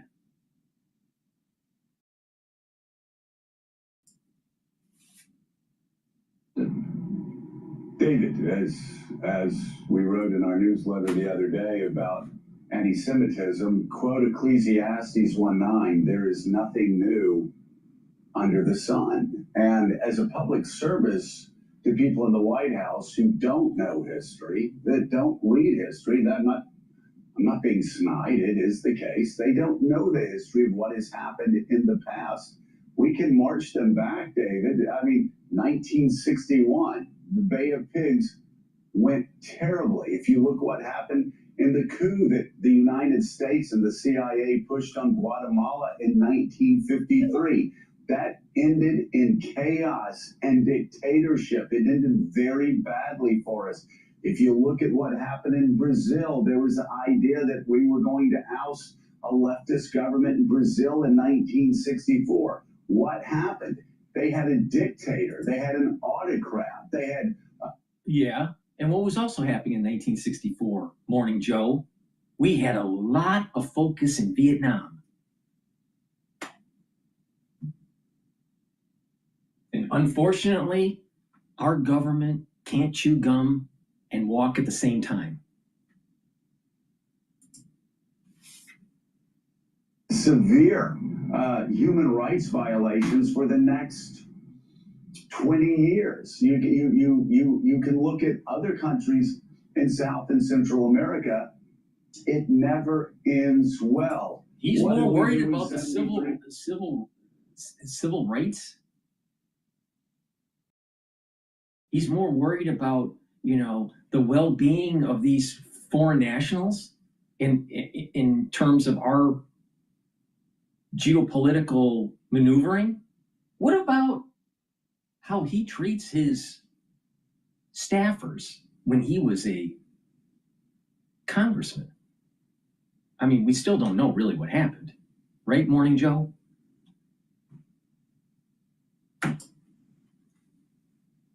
Allende, when we pushed him out of power with a coup, we brought in Pinochet, who had the most, probably had the most repressive. The whole Chile issue in 1970 was the fact that Chile was developing cybernetics and they were trying to control their economy. Now, at that time, you got to remember 1970, you know, we had problems with Russia, you know, the Soviet Union, you know, we were still in the Cold War. We were ramping down Vietnam, or trying to ramp down Vietnam. We had a lot of civil unrest that was going on. And the thought was that you can't develop the cybernetics in Chile as a backbone for a controlled economy. So guess what? It's in our backyard. Can we allow cybernetics to take place? We're, in theory, that they would be able to control their economy, and at the same time, people, companies from the United States were losing their property from the regime. They had companies and manufacturing in Chile that were being taken over. They were being seized and turned into state property, and they were building a cybernetic network. Now, would it have worked with the technology that they had at the time? No, but the theory there is the very basis of Amazon. Amazon, the way it works with the orders, with knowing where products are, with using robots to get the stuff out of the storage, and quick delivery and all that, cybernetics, that's Amazon. Now, did they have the technology in 1970 to really make it work? No. But I'd much rather have cybernetics developed in a free society than in a socialistic society. That's the reason why we knocked them out. Why? Why doesn't he say this? Why doesn't he say it? There was a reason to knock out and overthrow Chile, to knock out the cybernetics.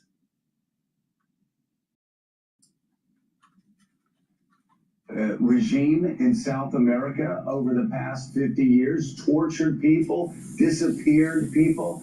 I mean, every example of the United States trying to go in and interfere in Central and South America has ended badly. My God, it almost ended Ronald Reagan's presidency after he won 49 states with the Iran-Contra crisis. It never, it never ends well, David. Do you have an example of the United States? It never ends well. I'll tell you the reason why it never ends well. It's not because of the missions wrong. It's because of the people that are doing the covert operations, aka the CIA, because almost everything the CIA does is fucked up.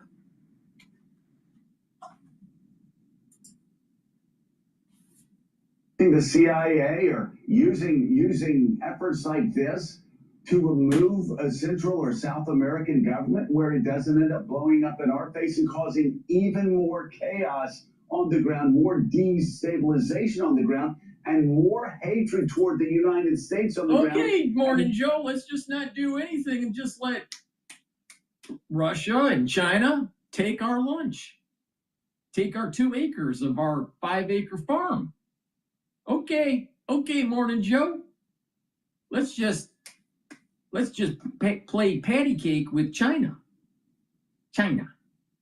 All right, now let's play this out. Let's do a mental game here. All right, mental simulation. Let's not do anything in South America and let Russia and China do whatever the hell they want. All right, and then all of a sudden China takes over Taiwan, and all of a sudden we don't have freedom of navigation anymore around the 9-dash line, and all of a sudden our allies in the Pacific are all worried about expansionism of China. What are you going to do now? It's going to be a lot harder to be able to get them out of our backyard and then get into the Asian theater. Meanwhile, we could clean up our backyard and make sure the Russians and the Chinese aren't there, and then hit China if they invade Taiwan. Now, which option, if you're in a fork in the road, which option is the better option? The Trump doctrine or the Morning Joe doctrine?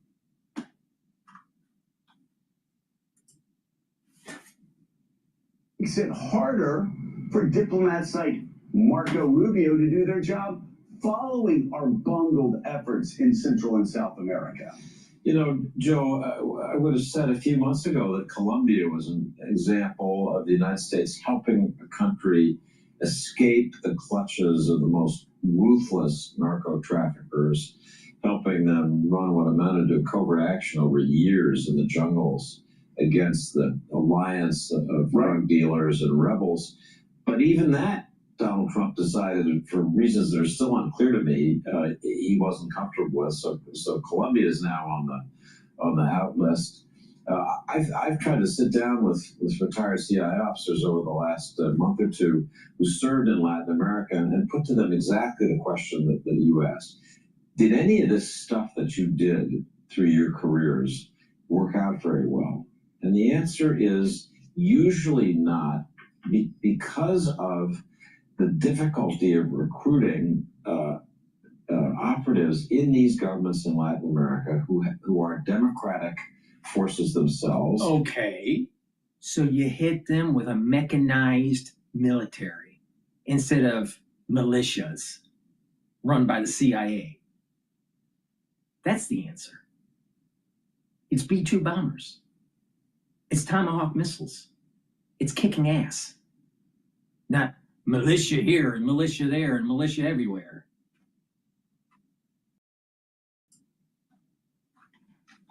Who can break free of Cuban influence. The Cubans are very active in Venezuela and throughout the hemisphere. And fundamentally, the lack of a base to create new regimes. This is familiar to us from Iraq and Afghanistan. You don't just put it in water, stir, shake, and you have a democratic regime. It really has to come from the people. And to see us making these mistakes in our hemisphere is unfortunate. I'll say one thing for Trump is in support of the broad effort. We do need to pay more attention to our own hemisphere. That's a fact. We don't need to pay attention to it in terms of fomenting regime change and seizing vessels and blowing little drug boats out of the water. We need to pay attention in terms of consistent, sustained involvement in helping the governments, cultural ties. Oh, wait a minute. Hitting drug boats with smart bombs actually is improving our tactics just in case that we have a war with China in the Pacific, because the Navy is going to be super, super, super important. So having that knowledge of hitting small boats running very fast, potentially even drones that are on the water or under the water or above the water, will be really important. You ever thought about that? That it's actually target practice for a war with China? No, it didn't even cross his mind. It didn't even cross his mind.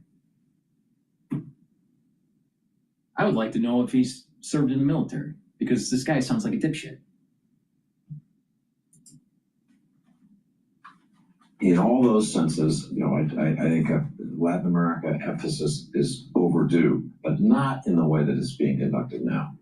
Well, certainly in foreign policy circles, there's belief the U.S. has ignored its own backyard for far too long. But this president's approach to the Western Hemisphere, it's not just Venezuela. Let's remember, he talked about seizing the Panama Canal. He talked about taking Greenland. He wants Canada as the 51st state. That's the approach. What's wrong with that? I mean, really, what is wrong with that? The Canadians would be better off being integrated with us. Greenland would be better off being integrated with us than Denmark. I mean, think about that. You're Greenland.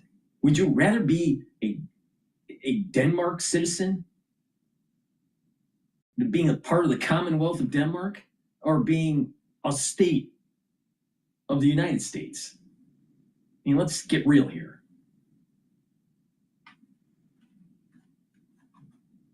And again, it's about the defense grid.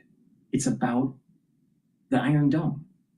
It's about knocking out missiles that could come our way, nuclear and non-nuclear. Oh. See that face on his? Oh. I have zero respect for people like him. Zero. None. They're dumb. They're just dumb.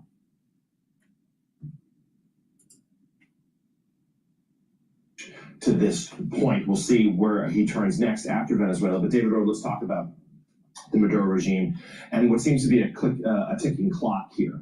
The president continues to up the pressure. More and more military assets, including even this week, have moved to the region.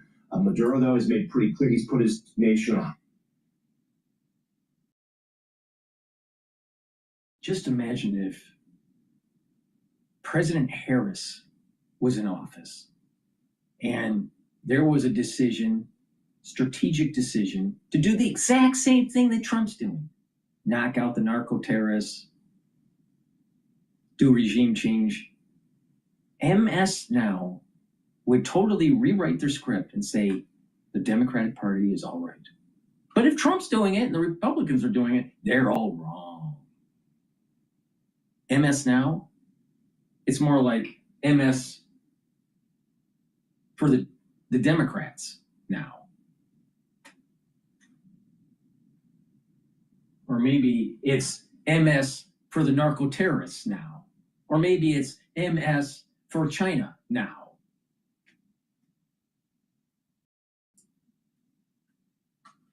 Alert, suggesting he thinks some sort of conflict may be coming, strikes on land or more.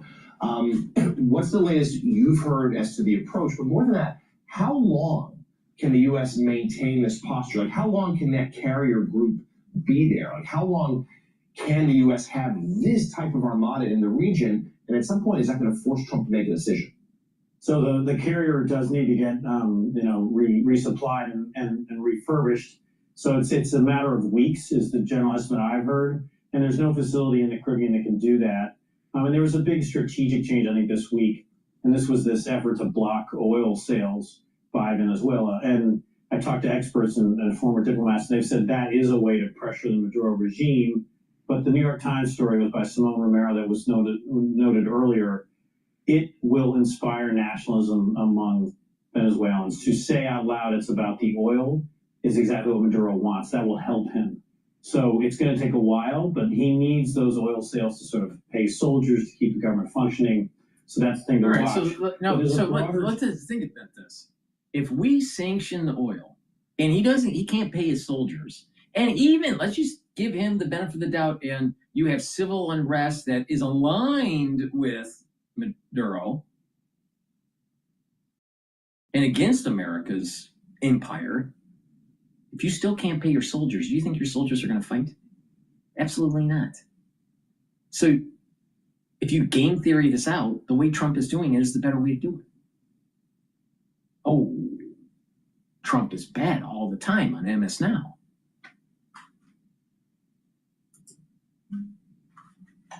Here, it's like a step back into history, and it's a colonialism. And I was in Europe just last week. There's a sense that Trump is creating spheres of influence, or he thinks we should go back to the 18th century the Americas is Americans, is our sphere of influence. And they feel in Europe, they're being abandoned to Russia. And Russia will have a sphere of influence that includes Europe and China. The United States has given plenty of time to Europe to get their shit together and to be able to circumvent an aggressor. Why does the American taxpayer have to always bail out the Europeans? And if you think about it, American taxpayers paying for the defense primarily of Europe against Russia and the Soviet Union,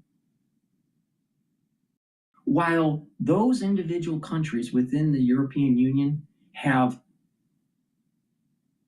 social programs up the wazoo.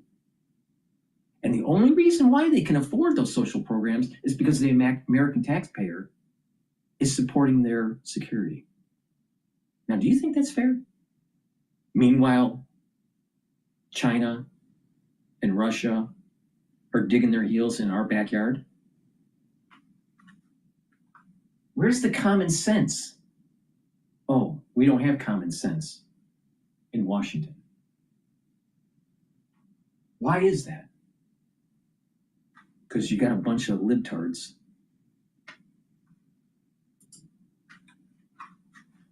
Will have a sphere of influence that includes Asia. This is music to the ears of Vladimir Putin and President Xi in China. It's extraordinary. It's the U.S. stepping back from the world, and it just doesn't fit sort of modern technology, modern trade. You really think that? Now, with Russia, they're thinking, well, the United States isn't going to be boots on the ground for Ukraine. But you really think about China? You got to remember, getting into South America is pushing Russia and China out.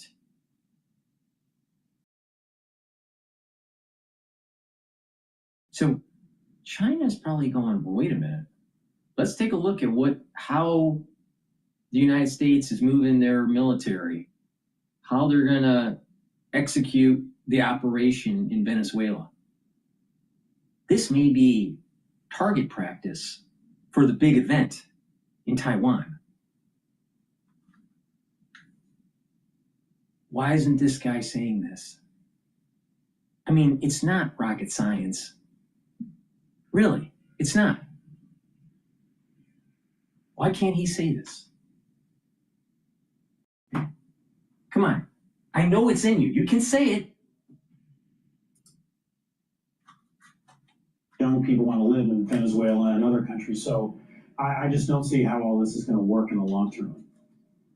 Mark Caputo, the White House, the Department of Defense seems undeterred by all the criticism it has received, not just from media reporting, but from Republicans. We heard Thomas Massey there as well, questioning the methods here.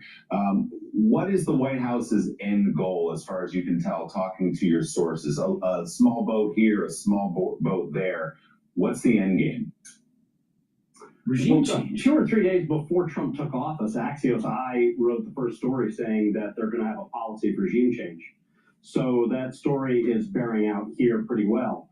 Now, that having been said, the main thing that people have to remember is, yes, all of those parade of horribles in South America and Latin America have occurred under U.S. leadership. But one thing left out of the conversation, one thing left out of what Thomas Massey said was Panama. Panama in 1989 was invaded by the United States. Manuel Noriega, the dictator, the leader of Panama at the time, was indicted as a drug trafficker. The United States invaded, snatched him, flew him here to Miami, and then after he was indicted, criminally convicted him, and he went to jail. And that, for the administration, is the template. It's not Arbenz, it's not Allende, it's not what happened in Colombia, it's what happened in Panama. Now, does that mean they're actually going to invade? Not sure, but we appear closer than ever. In the end, no one really knows. It's up to Donald Trump. Everything that's being done up to this point is about, in the phrase of Marco Rubio, as he's told people behind closed doors, quote, preserving the president's optionality. So if Donald Trump suddenly wants to flip the switch and bomb or invade Venezuela, he can. But until such time and until he decides to do it, he's not and we're not. So it's a sort of wait-and-see approach, and as David Ignatius said, just sort of slowly squeezing more and more pressure on Maduro to see if he cracks or, ultimately, if he leaves. And in a state of recent interviews, the president, including yesterday on a phone call with Kristen Welker of NBC News, not shying away from the possibility of regime change in Venezuela. MS Now senior national security reporter David Rode, thank you for being with us this morning. We appreciate it. I don't know. We got a lot of talking heads out there. There are a bunch of dipshits. And they don't have the same ethos as the Romans. You know, they're a bunch of weaklings. Please go to my store, the-studio-reykjavik.com. And how else are you going to be entertained if you don't support the work that I do? Please take my advice, get the products that I offer on my store, the-studio-reykjavik.com. Make sure you use discount 5, you get $5 off anywhere. You spend $100 or more, you get a free gift until supplies last. Get the drops. These are structural nanosilver. It'll help to neutralize. The moment you have that throat irritation, hit it with the drops. If there are people around you that are not feeling well, take the drops prophylactically. They're very high quality. You can get it in honey and lemon, cherry flavor, or also blueberry. Get a few days for your household. Be prepared for the winter season. Super important. Very high quality. Go to my store, help support the work that I do, because where else are you going to get entertained? All right. Let's see what's going on in some of the other news that is happening.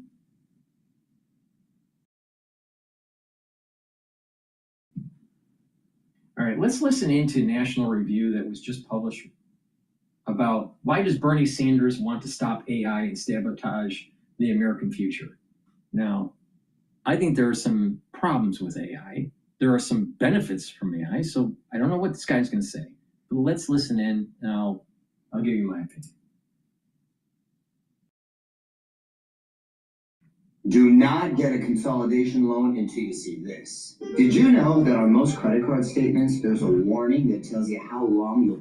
If you can believe it, Bernie Sanders has come up with an idea that may be worse than all his other bad ideas. I will be pushing for a moratorium on the construction of data centers that are powering this unregulated sprint to develop and deploy AI. Hey everyone, I'm Rich Larry of National Review, and we shouldn't be surprised when a socialist comes up with a ruinously stupid idea that would make us all poor, harm the country's economic future and its national security. So here we are, Bernie Sanders playing to type. Now, data centers, of course, are necessary to the development of AI. There are all sorts of complaints about what are essentially big warehouses housing all the supercomputing power you need to develop AI. People don't like being around them, the local residents. They might be noisy. They guzzle a ton of energy. But these aren't the kind of complaints that Bernie Sanders is making here in his little video manifesto. He wants to stop AI itself, and it's worth looking at some of the reasons why.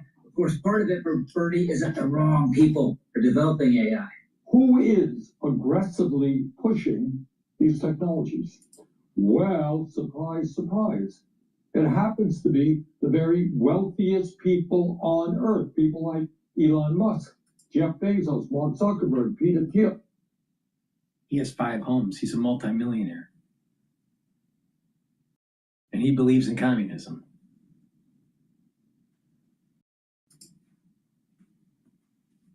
Bill Gates and other multi-billionaires. So there you have it. The class enemies are developing this technology. This is so idiotic on so many levels. But one of them is that, yes, of course, very rich people and very big companies are making these sort of investments because they are the only ones that have the kind of scale to do it. I think that these very, very rich men want even more wealth and even more power. And for a whole bunch of reasons, that is very dangerous. Now here, he has a point. These are rich people who want to get richer. I don't think that's a bad thing. Would we really prefer that they all go to the island of Capri and live in a mansion? here's the problem with people that are uber wealthy. They have a tendency to control elections through PAC money. Now, if you can get the money out of politics, then you weaken that power dynamic. Now, of course, they'll still have some power, but if you can get rid of the PACs, if you can clean up the lobbying money, then it will be more of an equal footing between the wealthy versus the non-wealthy in terms of picking your representative. So super wealthy people are affecting the elections. That's just a fact. All right. Just look at what happened with Harris. She raised $2 billion and blew it in like 7 days. Can you imagine if she had the budget of our economy of 20, what do we have, an economy of 28 trillion? 23, 24 trillion? Can you imagine how she would spend the money? She spends money worse than a drunken sailor. So you got to get the money out of politics. So that's a problem, for sure.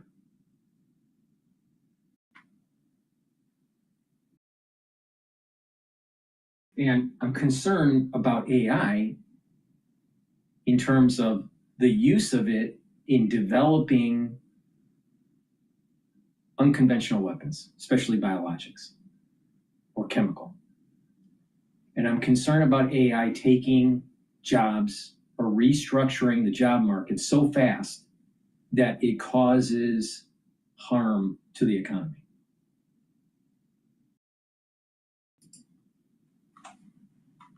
A life of ease and don't do anything productive the rest of their lives, these incredibly talented people, why would we want that? And yes, they want to get richer, but how do you do that? Well, you sell more things, or you develop new technology, or you do both.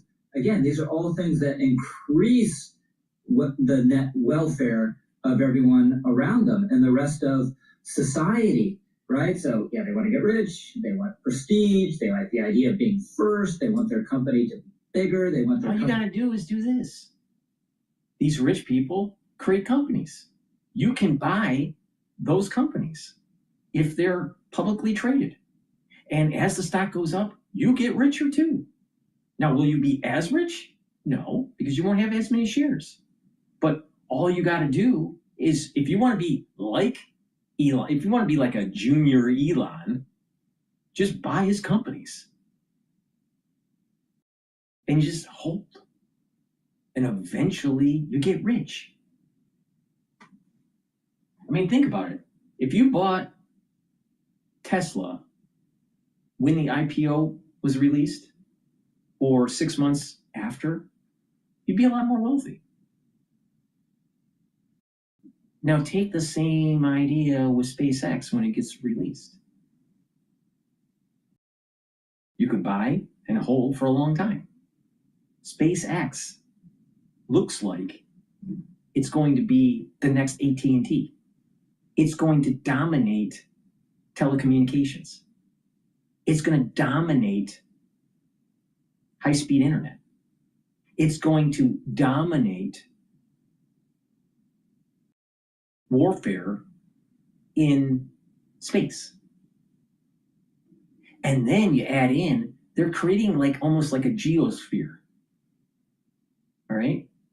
Something similar, like a geosphere of these linked satellites that will run AI. So their cloud to calculate for the AI will be in space where it's really cold. And it's running a power system that is solar. And you won't even have to worry about what Bernie Sanders thinks. And so we'll be able to farm our land instead of having it plastered with a bunch of solar panels. to be more dominant. These aren't necessarily the most altruistic or high-minded motivations, but this is how human nature works. And if people didn't feel those sort of impulses and that sort of ambition, everyone would sit on the couch all day watching daytime TV, and our society would be much poorer and worse off and less happy because of it. So no, you don't need to depend on the selflessness of entrepreneurs to advance your society. Bernie Sanders is a socialist, so he's probably not even aware of this iconic Adam Smith quote making this point. It's not from the benevolence of the butcher, the brewer, or the baker that we expect our dinner, but from their regard to their own self-interest. We address ourselves not to their humanity, but to their self-love, and never talk to them of our own necessities, but of their advantages. Just so. Another problem with how Bernie views this is Elon Musk being very rich doesn't hurt anyone else, doesn't make anyone else less well off. This is not a zero-sum proposition. And I guarantee you, by the way, among these companies competing to develop the best AI, there'll be a winner or two that will become incredibly dominant in this sector because of that. But it's also assured that one of these companies or these companies will help develop a technology, and someone else will come along with a very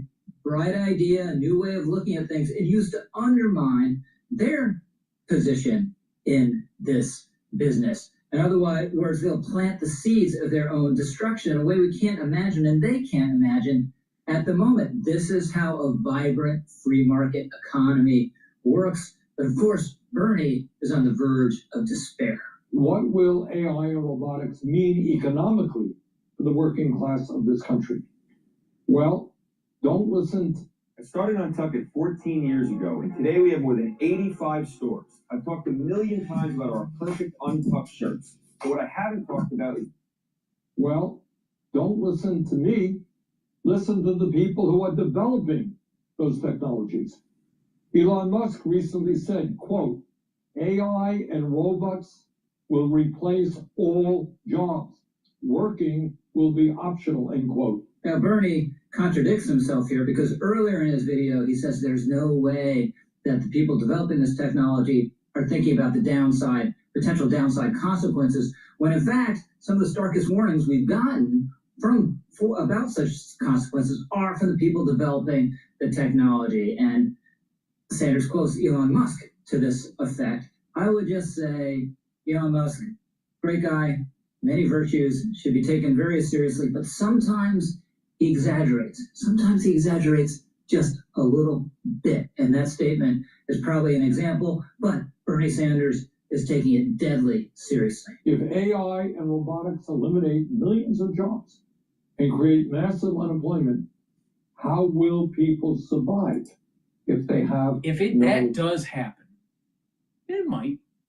It's a low probability, but if all jobs were abolished, right? Our system of government is such that there will be regulation to prevent that from happening or to continue. And eventually people will go back to work. Now, you have to kind of like play this out. Okay, if the United States has all this debt that it's issued, but it can't tax when the economy collapses, how are they going to pay their debt? So the government will have to go bankrupt. Well, how are you going to pay for the social programs? Oh, you just print the money. Well, that's hyperinflation then. You'll have a riot. You'll have something that is not the American Revolution. You'll have something that's like the French Revolution with the guillotine. There's a self-correcting mechanism with war. Now, people would say, well, this sounds like Terminator. The humans versus the robots. Maybe. But what's the Achilles heel of the transhumanist movement? What's the Achilles heel of the big AI robotic movement? Energy. We were designed, the humans, emerged, evolved in nature to not need electricity. Now, does that mean a lot of people will die because of the lack of comforts of the modern society? Yeah. but mankind will survive. That's not the case with AI. So the Achilles heel for AI is energy. So if you kill the grid, you don't have it anymore.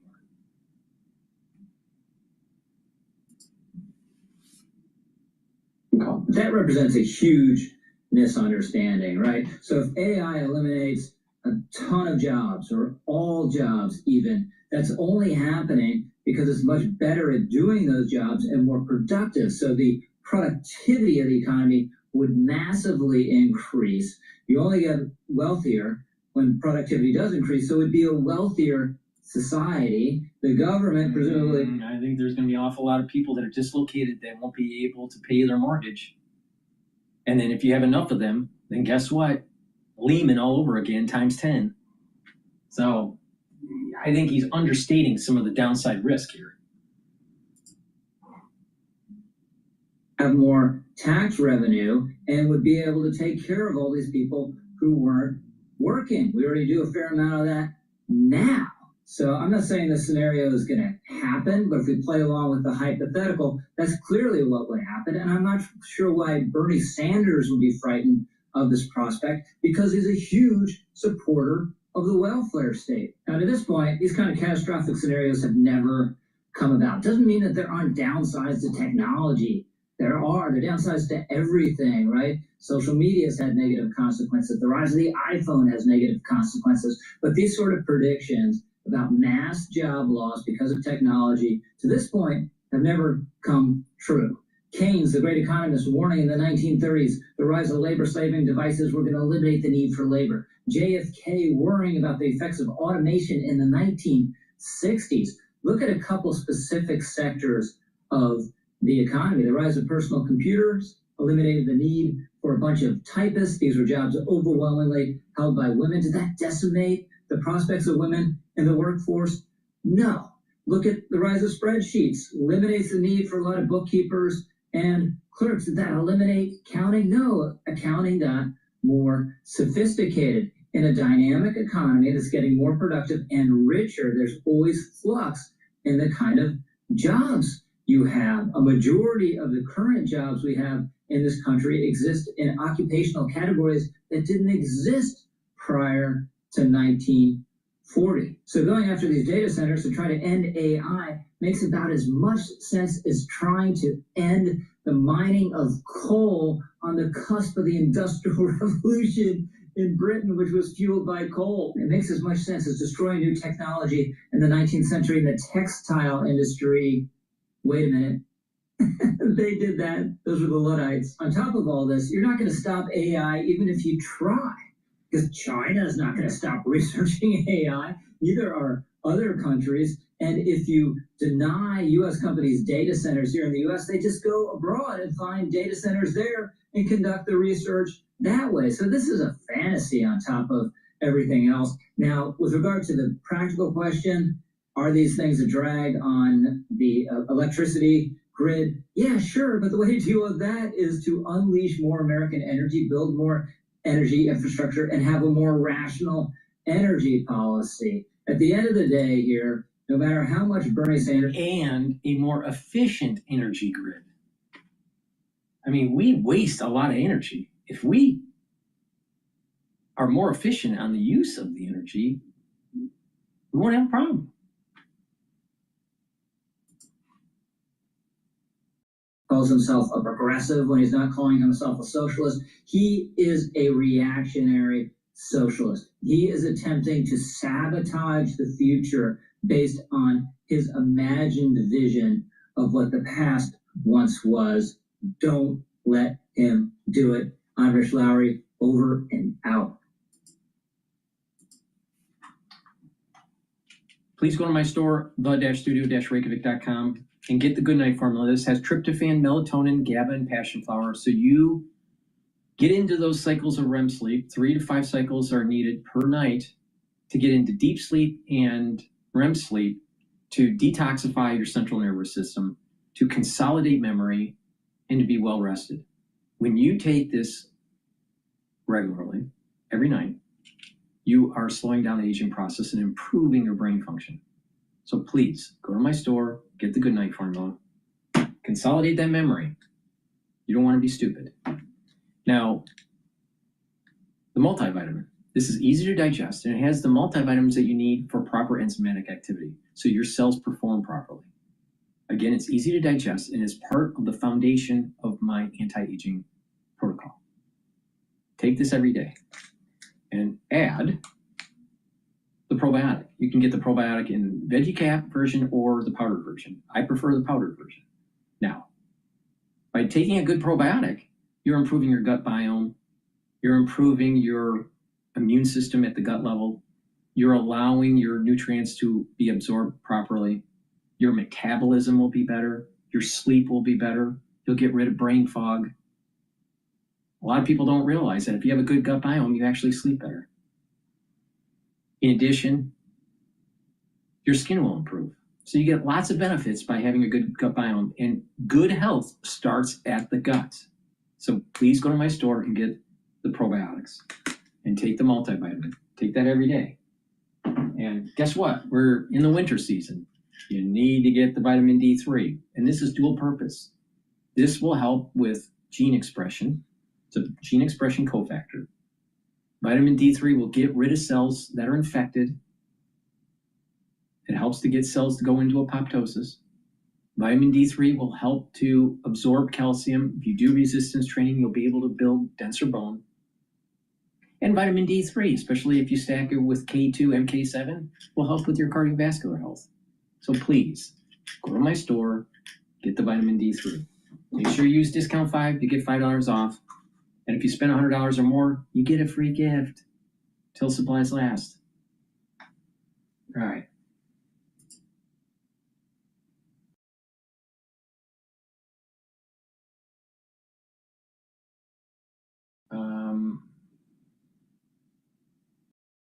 Live now looks like they have some new information about the Brown University. So let's see what's going on. Success Academy is the #1 K-12 charter school in New York City. #1 means excellence in arts and athletics. National chess masters, Broadway performers, top athletes, and more. It means educating for 13 continuous years, with outcomes that speak for themselves. It means 100% of graduates accepted to 4-year colleges and prepared for a fast-changing world. Choose the best. Choose success. Apply now at applytosa.org. The joy for life in every car.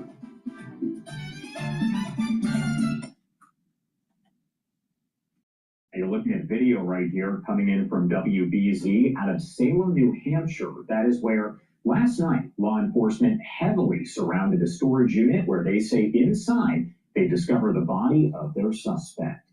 Those investigators say he took his own life shooting himself and had likely been dead, potentially there for several days. A lot to discuss about this case as it has played out here. That's new. I didn't know that. Cash, Homeland Security expert who served in President George W. Bush's administration, now the president of Frontier Security Strategies. Thank you so much, Ed, for taking the time to be here with us today.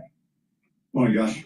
Good morning. Well, first off, I do want to ask you, because you heard the Rhode Island Attorney General there essentially saying it was a witness who kind of helped to piece all of this together and lead to a solution, so to speak, for an active investigation that didn't really have too many credible leads at the time. So what does that say to you about kind of the importance of the public in a situation like this? Oh, absolutely. I mean, we talk 30,000 foot level, see something, say something. That kind of goes across the board, whether something suspicious at an airport or a situation like this. After they released the additional photos and more clear videos, I think it was either Tuesday or Wednesday night, I'm sure a $50,000 reward assisted as well. And there are hundreds of leads that come in, but what is real, what is not real? What's coming from halfway across the country from someone versus someone that was, as we've seen, right down the street that saw this person in live in person. And these are some of the photos that were seen in the court documents that were released late yesterday as all of this kind of was unfolding here and we got more information. How challenging, though, is it to determine whether incidents like the Brown University shooting and the MIT professor's murder are connected? Because they have now been connected, and authorities say that this man is responsible for the 3 deaths of the people that you see on your screen there. Yeah, I'm very interested to see where this connection was, because Brown University, MIT, 2 very influential universities, and this Mr. Valente went to Brown. So what is the motive here? I'm very interested to see how that will happen, how they'll discover that. And you'll look at his social media, financial records, all across the board, because he graduated there in 2001. This isn't a recent student that got expelled from MIT or Brown that is upset. So very interesting to see how this plays out and the motive for this. One thing that's interesting here is we mentioned kind of the fact that, the tips came in here, but one of the other important notes is that the suspect is no longer alive. The suspect found dead there at that storage unit, with investigators saying he may have been dead for several days. The most recent of the crimes was on Monday night. So what I wanted to ask you is here, when you have a shooter who is deceased, how does that maybe make it more difficult for investigators who are working to kind of piece all of this together? Yeah, they would, of course, want the shooter alive so that they can interview him and find the reasoning for this. But no, they will talk to family members, friends, work colleagues, and try and put the pieces together and determine why this person did this. Financial records across the board here, and come up with an answer of why he did this. Were those students targeted, or was someone else targeted, a similar professor at the Brown University? It's very interesting to see those 2, MIT and Brown, that specific professor at his house as well, not just at the university. So how did he know that professor, and who did he know at Brown that he might have been targeting? And when you talk about a situation like this, how difficult can it be? How do investigators go about determining whether we're talking about a lone wolf attack or something that is more organized involving multiple people? Yeah, that is a tough one. They will see if someone did assist him, if he had an accomplice. You look back to the Boston Marathon bombing. They targeted that specific area for a cause. They were foreign individuals that wanted to make a big statement. So yeah, this will all come out with the investigation. The investigation isn't over yet. I mean, everyone's at ease now that the shooter has been captured, deceased. But now we'll peel back the onion and learn a lot from this individual.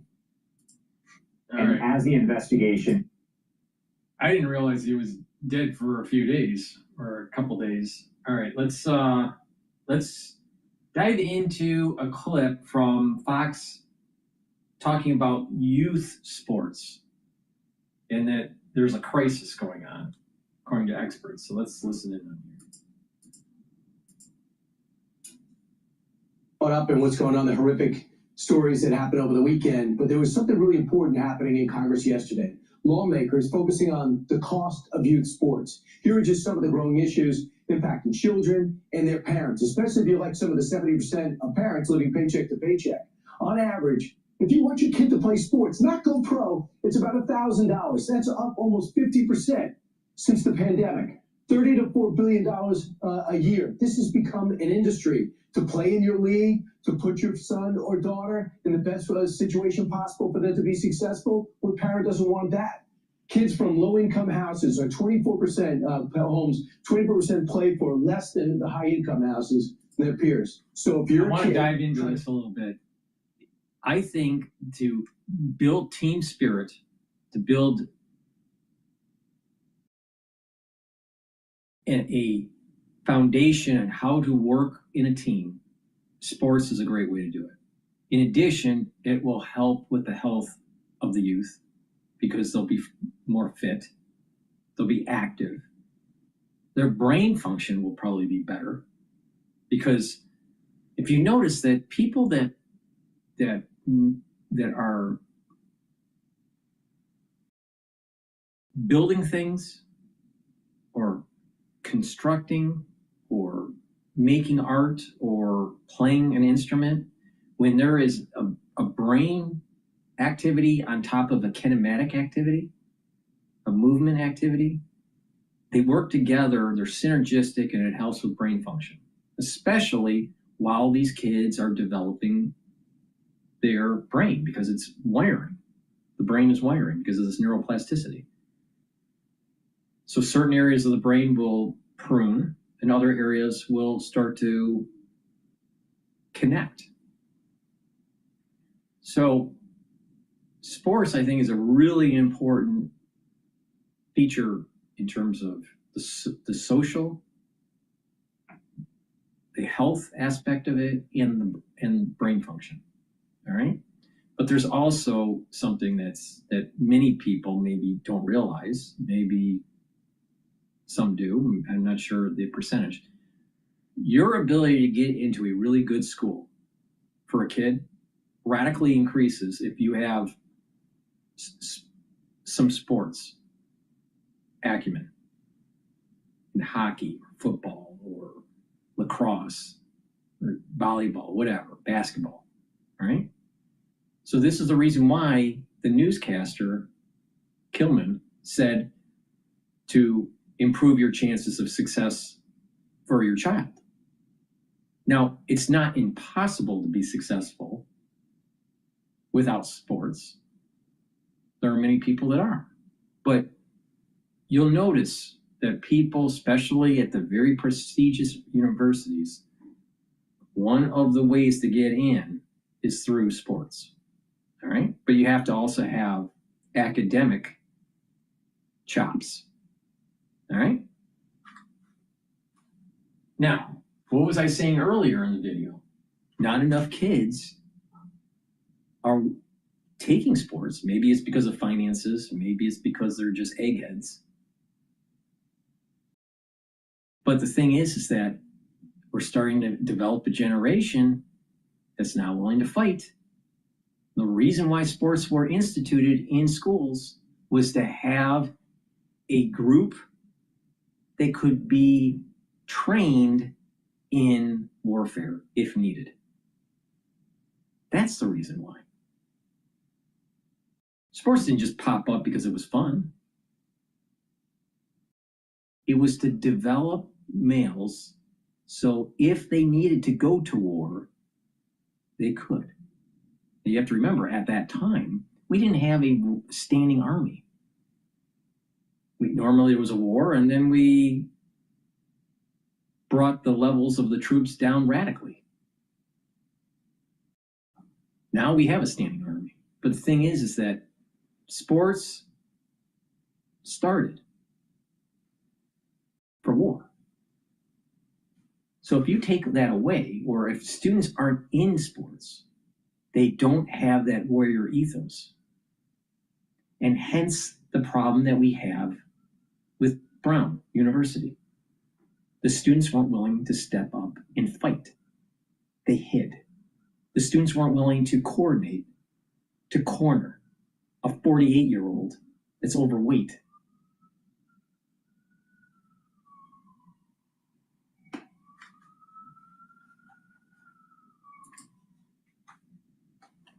Make their way in sports, you have less of a chance to be successful, and it's harder for your parent, perhaps, to write that check. Oftentimes, you're from low-income areas where it's hard to get fields. And 70% of kids drop out of organized sports by the time they get to 9th grade. Think about that. So what indeed is the point? Our next guest highlighted these issues yesterday during a House subcommittee. Let's bring in Tom Ferry, Executive Director of the Aspen Institute, Sports Program, Sports and Society Programs. Tom, I love the topic. Thrilled you guys were tackling it. What came out of it?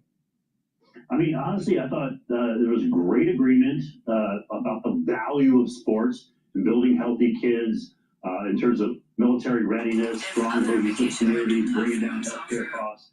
We all understand the value proposition that kids who play sports are more likely to do better in life, right? A lot of kumbaya around that. There's a lot of kumbaya also around the idea that a lot of pressure on families, the cost pressures, but also the time pressures, Brian.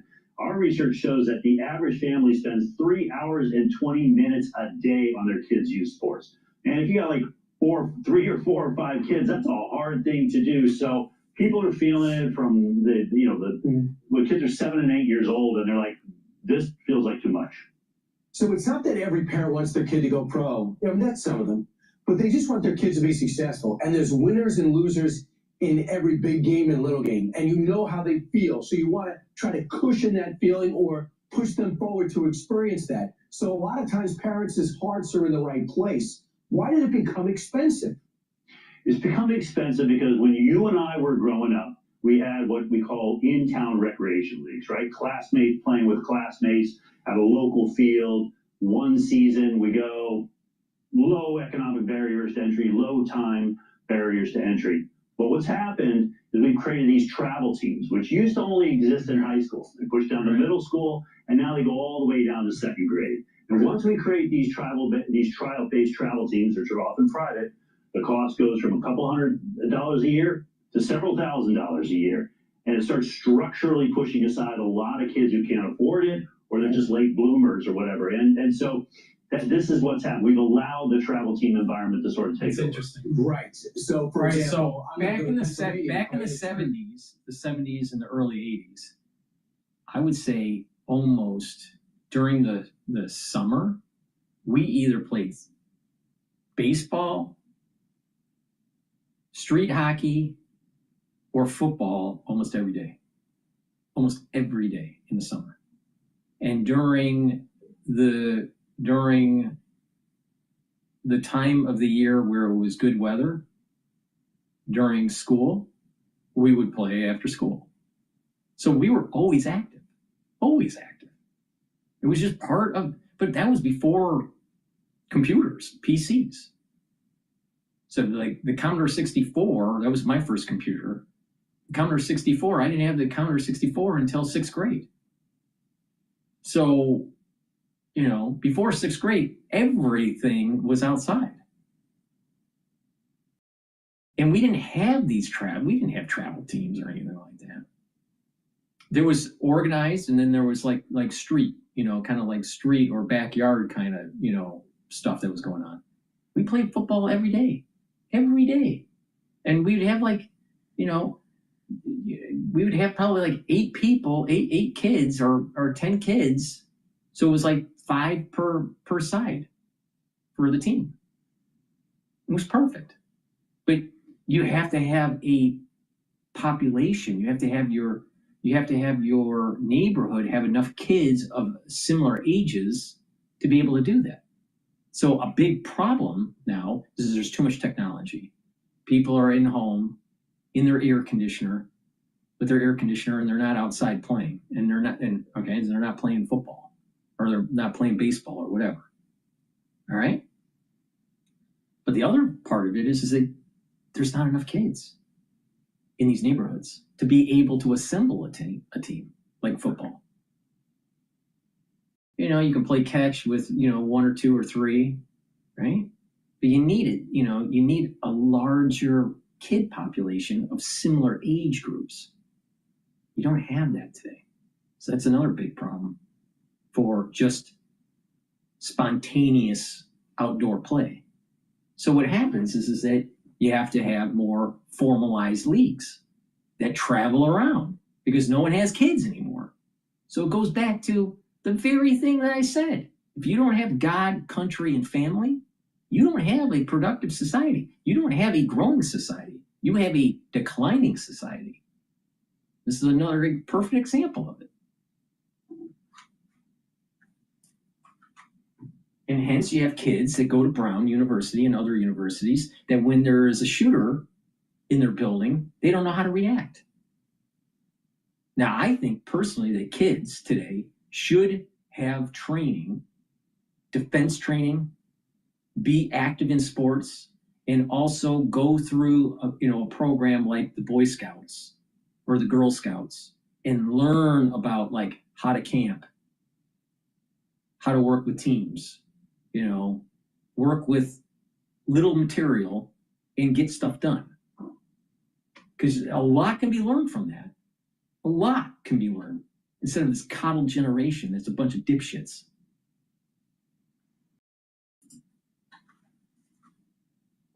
And I'm going to pay for a hotel. I have to take a day from work to go over there. Then I'm paying for that tournament. And then you watch your kid play for 3 days. You got to go to 3 meals. And then you got to drive back. And that is indeed your weekend. And the only ones that can do this are the soccer moms. So you have to be high income. That's a soccer. What he's talking about is a soccer mom, or a football mom, or a hockey mom. Tournament can be done just around the block, but no one pays hotels. No one pays for tournament fees if the kids are playing for free. So do you think parents or organizers are cashing in like everywhere in society? They see kids as commodities? Yes. Yeah, they do. I mean, look, for sure. $40 billion a year, according to our research, is flowing through youth sports. And that's just the parent spend. That's not the public spend. That's not private equity. Just parents. Okay. Just right. Right. That's almost And twice so as much because money. it's so expensive, then it starts, there's an incentive. Get the kid into a prestigious university because of the cost. So then it ramps up the competition of those universities. Now the kid has to be a piano star and a hockey star and have a 4.5 GPA. Oh, and by the way, by age 3, you have to have a nonprofit that's, generating $1 billion. It's getting out of control. It's getting out of control. And people can't afford it anymore. Now, maybe it'll collapse. Maybe, it'll eventually get back to reality. But it's got a long way to go before that.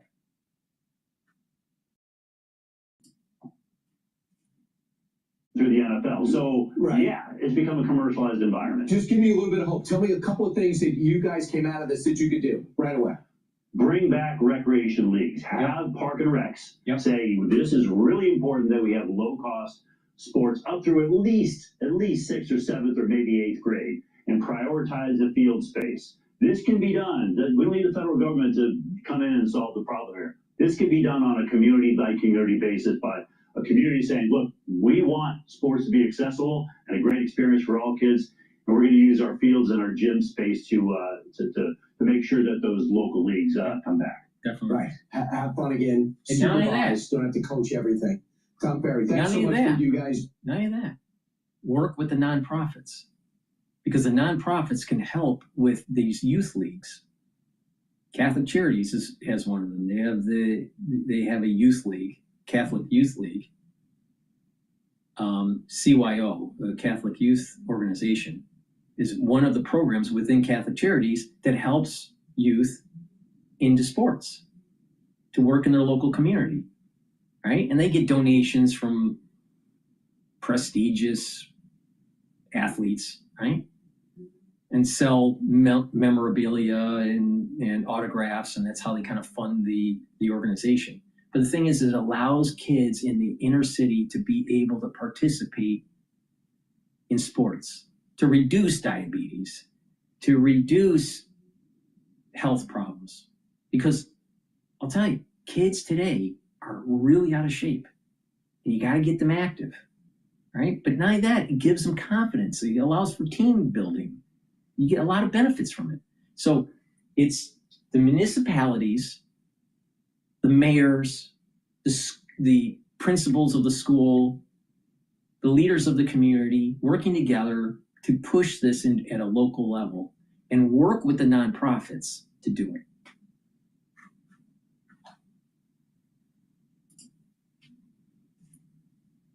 The Aspen Institute, I'll talk to you again soon. Thanks, Brian. Hey, it's Will Kane. Click here to subscribe to the Fox News channel on YouTube. It's the best way to... Alrighty, let's see. Expert torches, 2-state solution. Yeah, what was freaky is about this NASCAR driver dying in a plane crash. We'll play that. But before we do that, please go to my store, the-studio-reykjavik.com, and get the vitamin B complex. This is really important to take if you're 40 years of age or older. Why? It'll rev up your metabolism. Your cellular metabolism starts to go down when you get older. Well, you can reverse that. And that's one great way to slow down the aging process. So take the vitamin B complex. The first 4 B vitamins helps with the electron transport chain to build ATP so you have more energy, so your cells and tissues perform better. The other B vitamins in vitamin B complex will help with the cellular metabolism to improve. And vitamin B12 will help to protect neurons. So you're protecting your neurons and revving up your metabolism, and you have more energy. Super important. So please go to my store, get the vitamin B complex. All right, let's listen in to the former NASCAR driver that was killed. I had a crazy idea. We were surprised that no one had done it before. Success doesn't follow a formula. Right now, I do want to take you out to this live look that we do have right here at the scene of yesterday's plane crash. Again, this is a live look here as investigators are still working to figure out what caused the crash that killed NASCAR legend Greg Biffle and his family in North Carolina. The National Transportation Safety Board and the FAA are looking through the crash site in Statesville, North Carolina, and you can see that happening right there on your screen, about 40 miles north of Charlotte. That is where we do find Fox's Asher Red joining us now live to talk much more about what he's seeing out there. And Asher, I can see the crews there are right behind you working that active investigation. Well, Josh, the chart remains of that flight are just behind me. This is about as close as we can get to the crash site, and several investigators are out there. They've been coming and going as they need to. Now, this crash killed 7 people, including former NASCAR driver Greg Biffle, his wife, and their 2 children. A Cessna 550 that belongs to Biffle crashed while attempting to land here at the Statesville Regional Airport. Flight records show the plane was headed to the Bahamas, but shortly after taking off, FlightAware, which is a flight tracking website, showed that the plane looped back around before hitting the ground. At the time of the crash, the fog around the airport limited the pilot's visibility to only 5 miles. Folks who live near this airport say it's not uncommon to see corporate jets fly over this small town. Race season, we constantly have jets flying over the house. I guess in the back of your mind, you always know that something could happen, but you never really worry about it. Biffle retired from NASCAR in 2016 after 19 NASCAR Cup victories, 20 Xfinity Series wins, and 17 checkered flags in the Craftsman Truck Series. He also became a champion off the track when he used his personal helicopter to deliver supplies and internet service to Hurricane Helene victims. I've watched him since I was a kid. He was one of my favorite drivers, and the way he drove, and he inspired us all. This event impacted everybody, and this is just a sad day. You know, I don't want to see what was back there. And the airport director says the airport will be closed until they can get that debris off the end of the runway and make it safer to use again. He says that could take time. Josh? All right, Asher Red there at Fox News following all of the latest, and we'll check back in with you, Asher, as more does develop. Thank you again for being. I apologize for the loud background noise in that video. All right, let's listen to Bloomberg here. AI than we are, but that control F works just fine.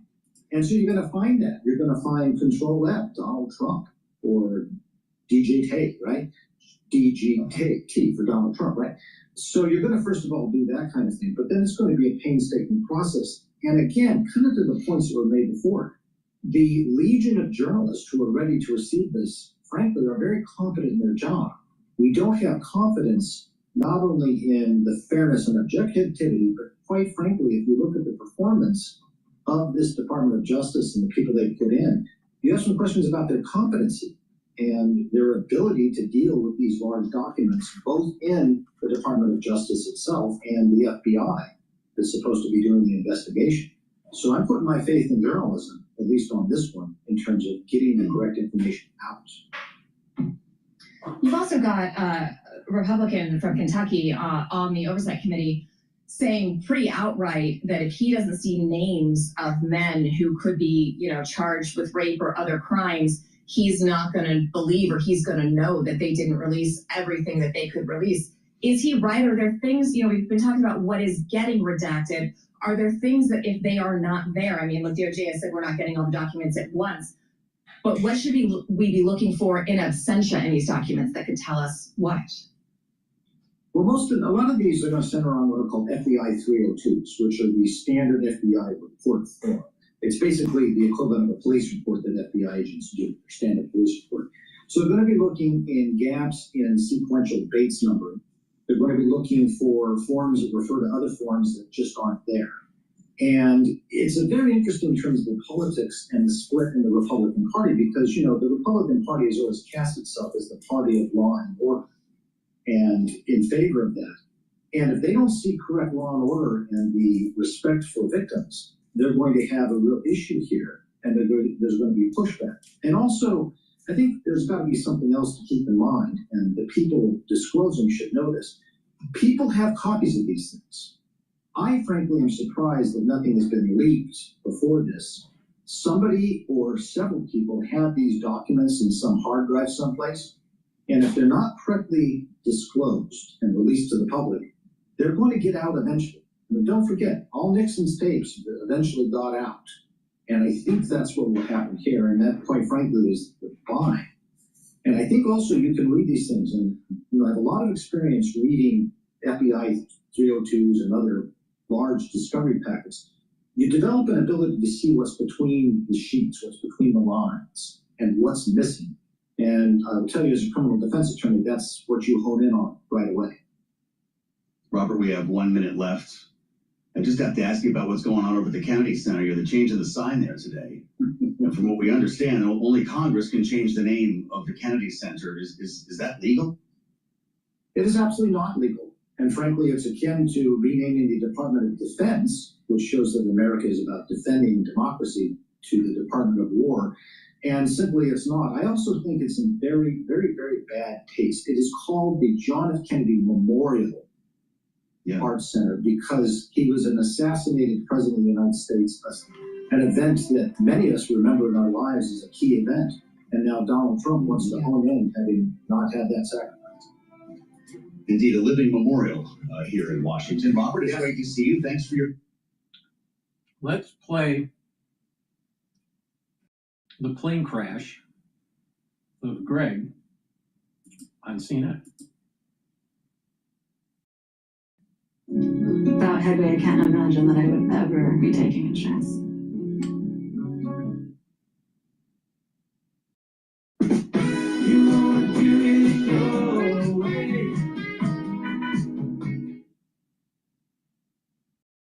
Seven people were killed, among them retired NASCAR driver Greg Biffle. The private plane went down just after takeoff yesterday morning. Surveillance footage shows the moment that it went up in flames. It's unclear what caused the crash, but poor weather conditions were reported that morning. Biffle, his wife, and 2 children all died in the crash. He just had the heart of gold. We didn't know him, per se, but just seeing the family, hearing about it, it hurts. Joining me now, Mary Schiavo, former Inspector General for the Department of Transportation. Mary, this is a really striking case, and I understand that the NTSB is sending half a dozen sort of work groups to investigate it. What are the things that they're going to be looking for?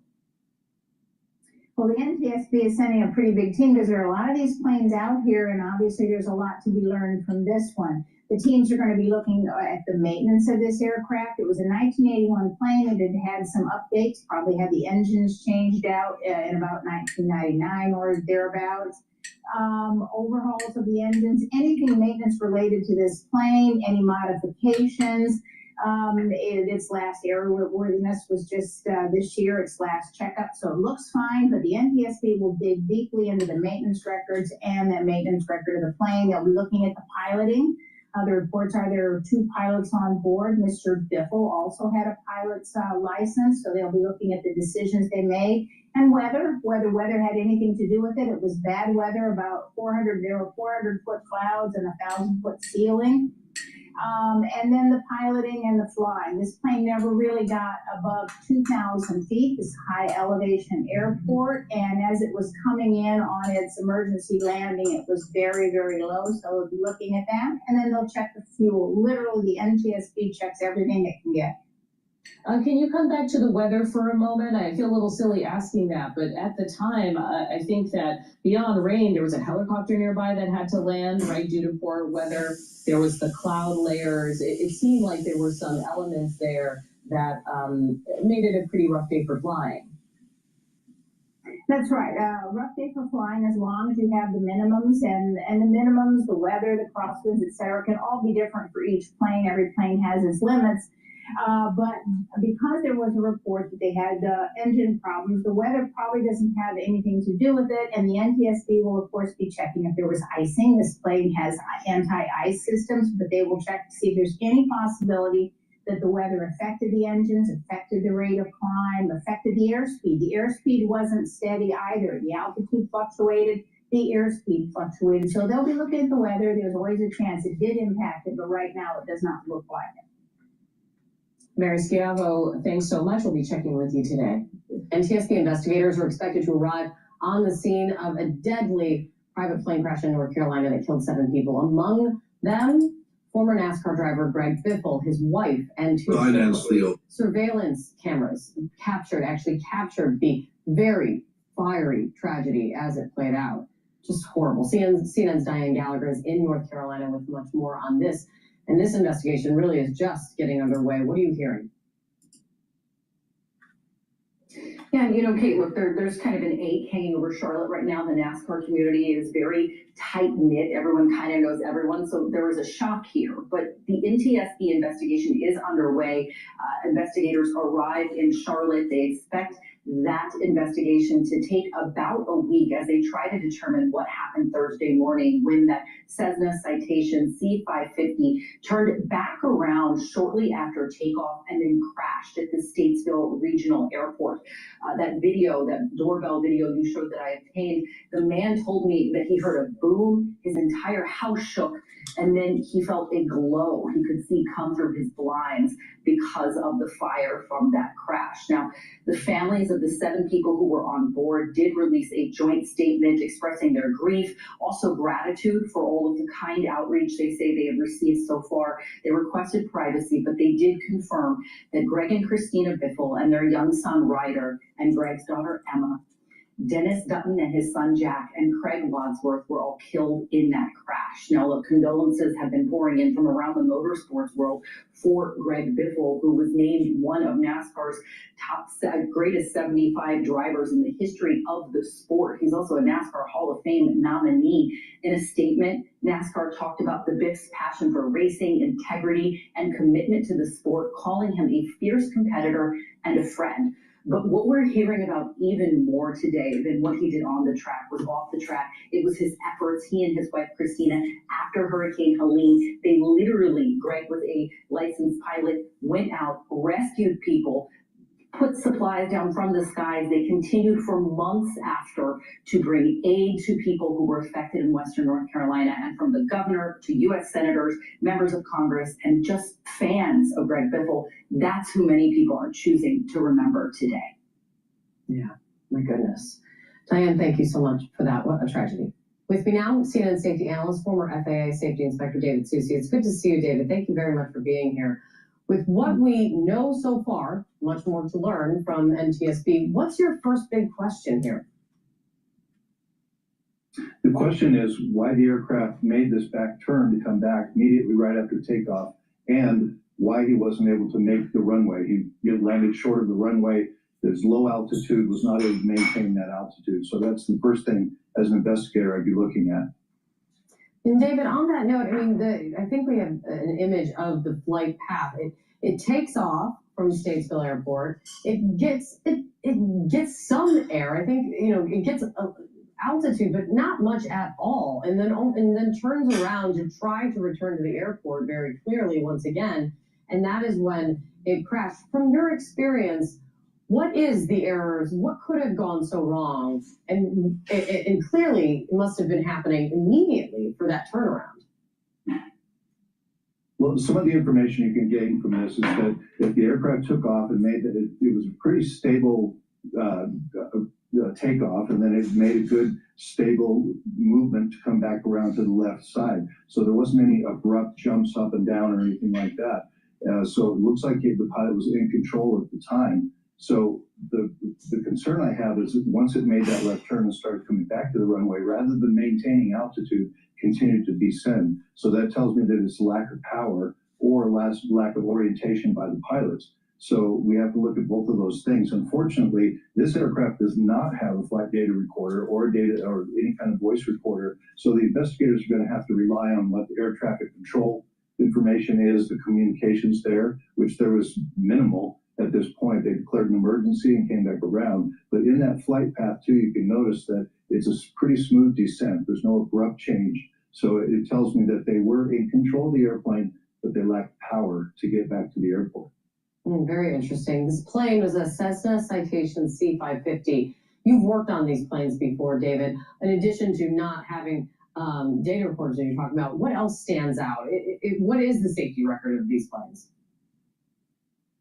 Well, the safety record is quite good, actually, because the aircraft is a very docile aircraft to fly with regard to corporate jets. It has a straight wing. It doesn't have a swept wing like you see a lot in the Learjets and other jets later. But this aircraft is very docile. It's easy to fly. There's a few things concerned. There was a crash back in 2006. And after that, the NTSB issued a warning that when you take off with this airplane, if you have to transition from visual flight, where you're just looking for people around you and you're maintaining flight by sight, if you have to transition from that to instruments, it can be a very big burden on this aircraft, because this aircraft, remember, is before glass cockpits. There's a lot of technology that's not available in this airplane that the current models would have. So when you transition that, then it can be a difficult situation for the pilot. Very interesting, David. Your knowledge on safety when it comes to some of these planes is always. Please go to my store, the-studio-reykjavik.com, and get the clarity factor. This will get rid of that brain fog, allow you to concentrate. Over time, it's going to improve your neuroplasticity, so you're going to be thinking faster. Your memory will improve. Take it every day. Drink it with filtered water. It's a very powerful neurostack. Omega-3 brings down LDL levels, increases your HDL levels, brings down inflammation, helps to prevent your red blood cells from sticking too much. Because if your red blood cells stick more than they're supposed to, you start getting clots. So this helps to prevent overclotting. Now, you should be taking omega-3 every day. Why? Because it helps with your cardiovascular system. And resveratrol. Resveratrol is something I've been taking for decades. It helps with youthful gene expression. It gets rid of cells that are in senescence. And it will soak up free radicals. And by soaking up free radicals, you're reducing the stress on the cell and in your tissues, improving the health of your mitochondria so you'll have more energy. And in your basal layer for your skin, this will improve that basal layer. So the skin cells will be healthier as they're rejuvenating. So please, go to my store, get the resveratrol. This stacks really well with C60, NAD+, ubiquinol, clarity factor. So a great stack here to help with youthful gene expression and to help with your skin, resveratrol. To help with your cardiovascular health, omega-3. And to help with brain function, clarity factor. Please go to my store, use discount 5, save some money. It's all caps, discount 5. If you spend $100 or more, you get a free gift till supplies last. All right, let's go to Bloomberg here. I think they're talking about Congress here. President in 2028. Christina, he has not announced a campaign for president in 2020. He is not, but all of a sudden this has gone from nothing to a little bit of momentum because our colleagues from London were over here interviewing Peter Navarro, That's right. and they got something similar. Our amazing colleague Michelle Hussein asked him, who would you trust to continue this agenda? And I think we've got the sound for you here. J.D. Vance is the vice president, and Marco Rubio. That would be, for example, a great ticket. With who at the top of the ticket? J.D. would be there, but Marco's already said that if J.D. runs, he wouldn't challenge him. But Marco, I love these guys. These are. I always admired Marco back in 2016. I always thought he was like of the people on that stage, the 16 Republicans. I always thought he was the sharpest tool in the shed, besides Donald Trump. Interesting situation, and I'm wondering how Marco Rubio feels. I thought the this. same thing, especially, yeah. But it's interesting because you've also got a president who's literally selling Trump 2028 hats Well, that's true. in the White House. So, Lisa, who's going to be the nominee? Are we doing this a little early? It's way too early, and it's actually quite dangerous, I think, politically, because there is an audience of just one that's paying attention here right now, and anybody that's perceived to be getting out in front of the guy that is running the White House right now would be very unpopular. That's very unpopular positioning. And so, while I think Erica Kirk has every right to say whatever she wants to say about endorsements, because that's her prerogative, I also think that it is a very long way to go between now and then. And J.D. Vance is certainly the vice president. We've also seen plenty of vice presidents run and not be successful. So I think that there's a lot of runway to take. I think there's more to the story with getting out in Erica front of Donald Trump is never politically popular. Erica Kirk is tied to the funding mechanism of the Republican Party within Connecticut. And there's infighting between these Republicans. I forgot the term that they use, clubhouse Republicans, or I forgot the term, I'd have to look it up. I read a book about it. But the point here is that there is a group of people in Connecticut where there's infighting within the Republican Party between the Bushes, or the ones that supported Bush, kind of the old establishment, and this new establishment that's more aligned with Trump and America First. Erica, in Turning Point, and Charlie Kirk were getting funds from this faction group within Connecticut. All right? J.D. Vance is tied to them. He's what were we told, with J.D., he was a private equity guy, a VC guy. Where do you think that money came from? Do you think it came from him saving his money as a Marine? Do you think he made it when he came out of Yale? No. It's his connections, and most of those connections came from his wife. So Erica is pushing JD. We're seeing in play here, for the ones that don't know behind what's going on behind the baseball stuff. Inside baseball, I should say. It's this faction group within the Republican Party. Because the other side, the anti-Trumpers that are on the Republican side, they are pro-Bush. And that pro-Establishini Bush kind of types. News we need to do. So, Jeannie, what happened? Is this a bad move? I thought it was about transparency. I think it is a bad move. I am always in favor of releasing data and releasing reports. I think you also have a lot of concern. I was just talking about fighting on the right. You have a lot of concern in a very disgruntled Democratic base that this favors people like Kamala Harris. So I do think this is a mistake. And of course, it just doesn't make sense. If you tell people you have a report, but you're not going to deliver it, you're not going to present it, what political kind of savvy does that show, Joe? None. So either don't say you're doing it, but if you say you're doing it, you got to release it, in my view. And Lisa, I was wondering what they were more afraid of, what Republicans would do with that information, or what Democrats would do to themselves.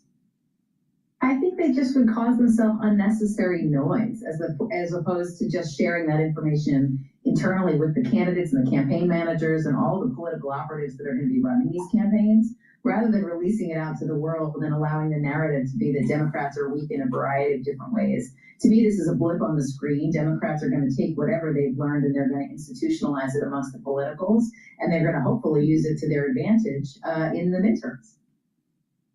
Well, I remember the 2012 Republican autopsy, Lisa. The RNC was pretty public with that autopsy, as I remember.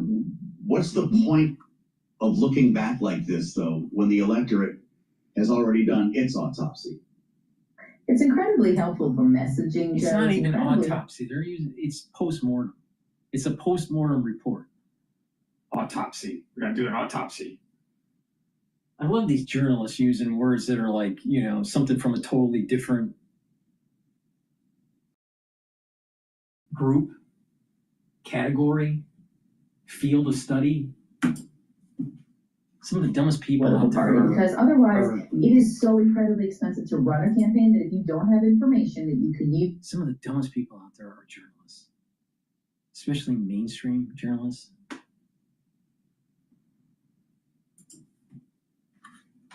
Hold for themselves, they're going to use internally, and they're going to use it to their advantage. I would hope. I mean, that's how a politically smart politically smart run organization would do this kind of thing.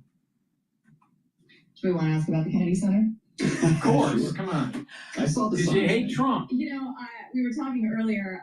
It's important to remember the Kennedy Center was not actually called the Kennedy Center when they came up with this idea. This had been kicking around since 1938. They finally got it done in 1958. And it was called the National Cultural Center. It was renamed for JFK, of course, after the assassination.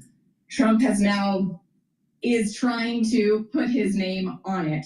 I'm wondering, and either one of you can take this, but at any point, do we reach max Trump naming things after himself saturation, even for the base? Is the ridicule factor factoring in at any point, or do you think people who support the president say the more the merrier? Oh, it's amazing that they're bitching about Trump naming stuff after his surname.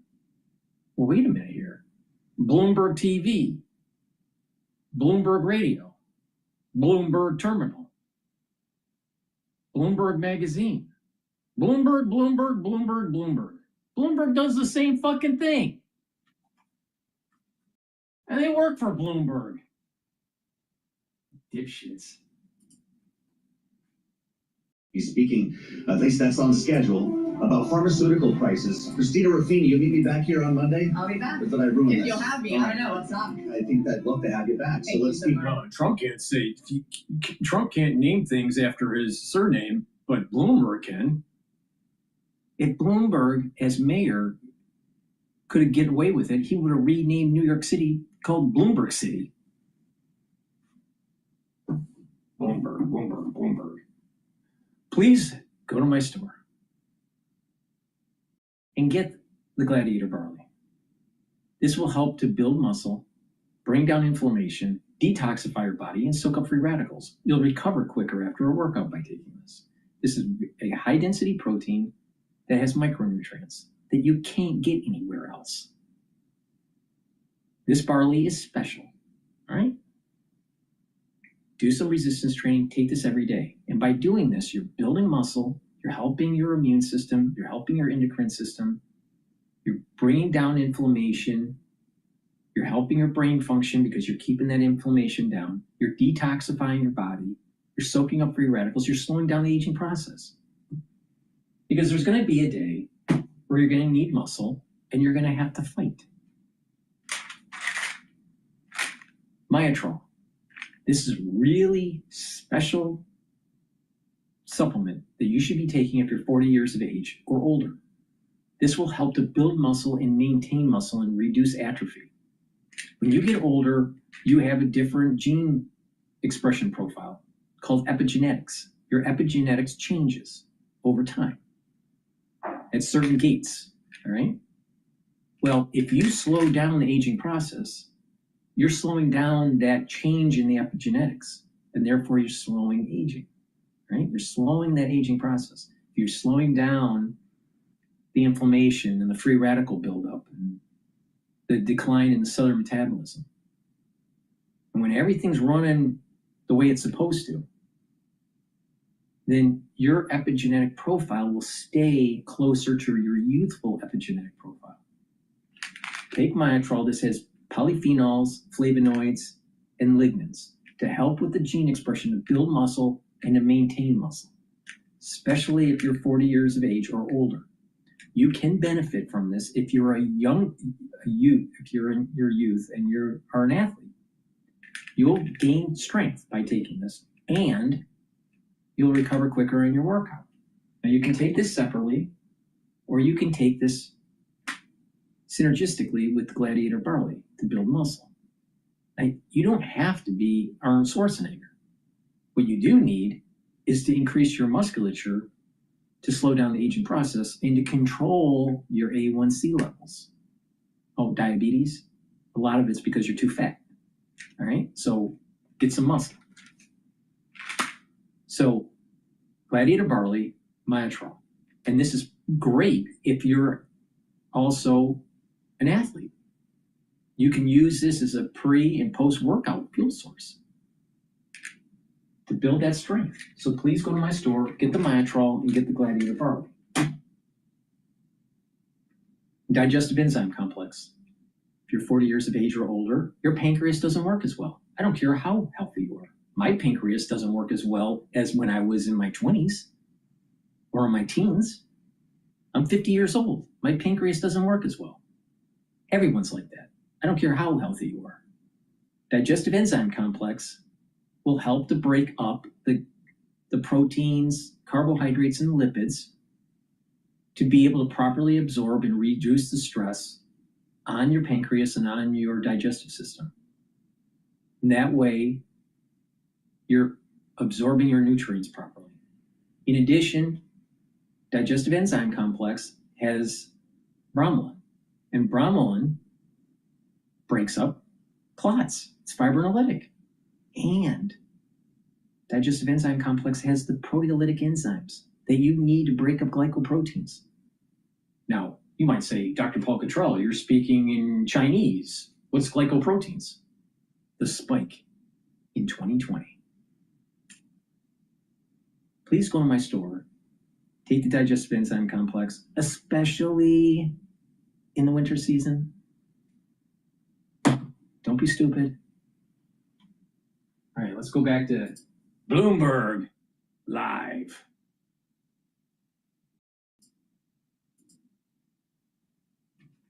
S&P advancing 61 points right now. In fact, we are on track as of now for a winning week. On the week, the S&P is up 0.1%.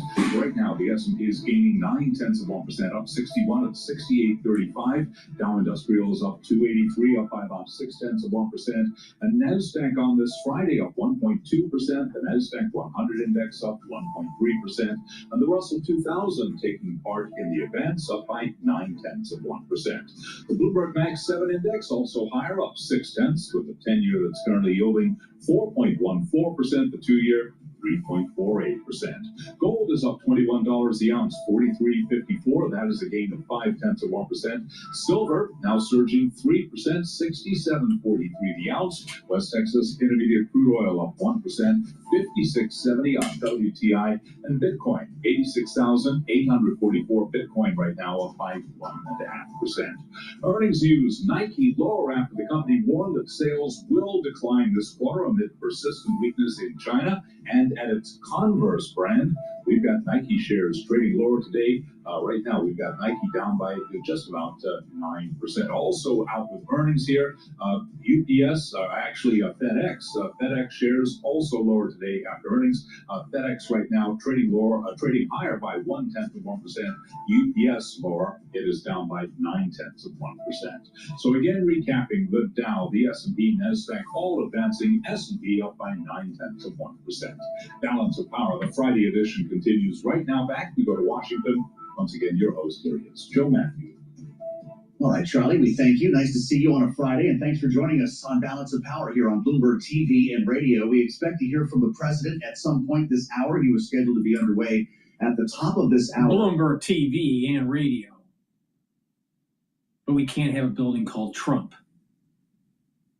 in Kennedy Center. No, we can't have that. Is Orange Man bad? Rally in North Carolina. It's not going to be until much later, 9 p.m. Eastern Time. We've got a full day of activities at the White House as we also wait for the Epstein files to drop. This is deadline day. The Department of Justice has until midnight. Back to the issue of affordability. That's the conversation that's being provoked by the White House. So we spoke earlier today on Bloomberg TV and radio with the U.S. Trade Representative Jameson Greer about what's the cause of the stubborn price inflation that we've seen specifically at the grocery store when it comes to foodstuffs. And talked about this yesterday when the CPI report came out, whether it's meat or eggs up dramatically over this time last year. Here's what Greer told us this morning. Any good president wants to address affordability, and our president is. And over the past month, we saw dairy, fruit and vegetables, all kinds of prices go down for basic staples. So that's a great development. When we saw inflation earlier, it's really about housing, healthcare, driven by Obamacare disaster. So I don't think that food imports are really going to be an issue for us. The tariff program is really about creating jobs. And think about this. Think about how crazy this is. This just came out from The Economist, right? Which is a well-respected journal or magazine, I should say. Would you talk to an AI Jesus? A chatbot is offering personalized advice on faith. AI is not artificial intelligence. It's pseudo-intelligence. It's pi or PI. And people are, they're falling in the same trap as the Greeks did with Athena, right? And talking to the oracle. AI Jesus. Oh, crazy. And the sad thing is, a lot of people buy into that stupid stuff. He had a new poll out this week being cited widely that shows that Americans' approval of President Trump has now slipped to 39%. But really importantly, it's showing that his support among Republicans is eroding. And that's why you're seeing the White House really go out this week with a slew of initiatives, his primetime speech, and now this event on drug pricing. According to the White House press secretary, that's what this is going to focus on, lowering the cost of pharmaceuticals. There was some reporting out earlier today from Reuters that named those companies that could be here for a potential deal at the White House, including AbbVie, Bristol Myers, Gilead, and Merck. As you mentioned, President Trump had signed that executive order in May, urging the administration to negotiate on most favored nation drug pricing, essentially alleging that there are unfair trade practices here, that these companies are giving better rates to other countries. And the understanding has consistently been that if they can bring down the pricing, then these companies are ultimately going to get a tariff reprieve from the administration. Interesting. So we'll have something potentially new to talk about in North Carolina tonight. What's the plan? He's going to rock him out. He's stumping as well as campaigning. Well, and what's important about this area in North Carolina. This is North Carolina's first congressional district. It was newly redrawn. These are new maps in North Carolina, and this district had historically gone to Democrats, but now it looks like it will lean Republican. So it feels like we are so long away from next November, but everything really does have to do with the midterms. This is all about campaigning and reaching out to the voters in this area in a critical battleground state, now in a critical battleground district, potentially.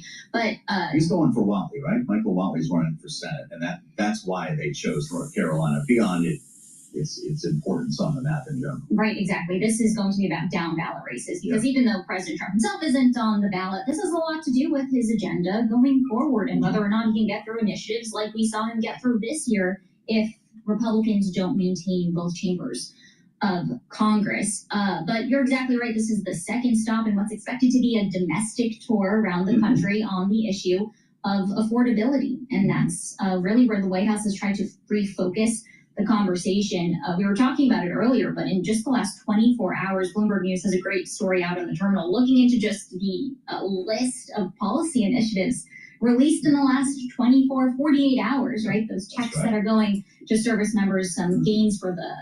I think the money that's going to the service members is 1776, and also the tax, the tax back because of tariffs.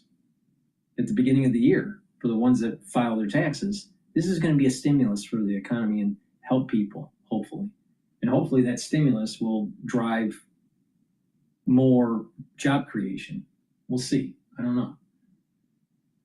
But here, Bloomberg News, Bloomberg TV, Bloomberg Radio, Bloomberg Terminal. But we can't have Trump Kennedy Center. Bloomberg's all over the town. Bloomberg, Bloomberg, Bloomberg. Bloomberg, Bloomberg, Bloomberg, Bloomberg. The day to The go up ultimate against Friday news drop. against the deadline. And we did hear from the Deputy Attorney General, Todd Blanche, earlier, who said that there are so many files that ultimately have to come out. We probably aren't going to get them all today. And, you know, you've been talking about this. There's no enforcement mechanism to make sure that they do all come out, though it did seem that the administration was indicating that they're going to. And of course, this comes after Congress overwhelmingly passed that bill last month, compelling the DOJ to release all of these items. We should say it requires the release of unclassified investigative records, flight logs, travel documents, immunity deals, internal department communications, and papers. The list is really long here, but of course it poses a political headwind for President Trump that he hasn't really been able to get ahead of. And that's been dominating the conversation over the summer, for example. So we'll see how that sort of pairs with him trying to talk about the issue at hand, which is the economy. Well, it's pretty amazing to hear from Todd Blanche, Deputy Attorney General, telling Fox News that they will miss the deadline. We'll get hundreds of thousands today, but there will still be hundreds of thousands to be released. So they're not going to get this all done as mandated by law. No, and one of the other questions here is, of course, how the DOJ is going to invoke some of those exceptions. We know that there's exceptions to protect survivors. There's also exceptions here that officials can withhold any information if it's related to an ongoing investigation, which could be complicated by the fact that President Trump did direct the DOJ to. How is the full release of the Epstein files going to change your life? Is it going to make you richer? Is it going to make you healthier? Is it going to make you smarter? Is it going to do anything that's positive for your life? No. The average person will have no benefit of this whatsoever.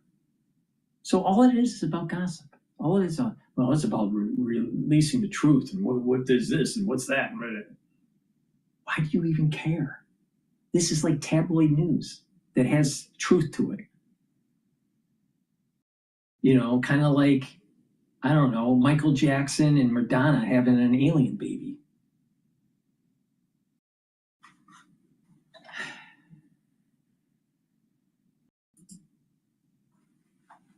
Be prepared by the end of the day. So is the administration about to break the law? They're clearly not going to fully comply here. And I encourage everyone to actually just read this law. I mean, it only takes a few minutes. It's short. It's a couple pages. But it really helps you understand what Congress has mandated here, and it will help people evaluate whether or not the DOJ is compliant with what they are required to do. So was this just a matter of not getting homework done on time, or would that have been impossible knowing? No, that it must be hiding. It must be hiding. The Trump administration must be hiding.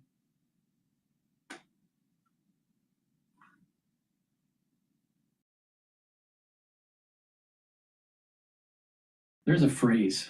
The first time I ever heard the phrase was from a rabbi, right? But I'm sure it didn't come from the Jewish religious community, right? But there's this phrase, and it's, stupid people talk about other people, all right? Right? And then average people talk about things, possessions, whatever. And smart people talk about concepts. Now think about that for a second. Concepts are the core for intellectuals, all right? Individuals that are intelligent. The average person it's always talking about things like that handbag, that new handbag or whatever. And then stupid people talk about, do you know what P.D. did in his parties? Do you know what Epstein did? And you have people that have built an advertising revenue stream on YouTube and on Rumble just focused on Epstein.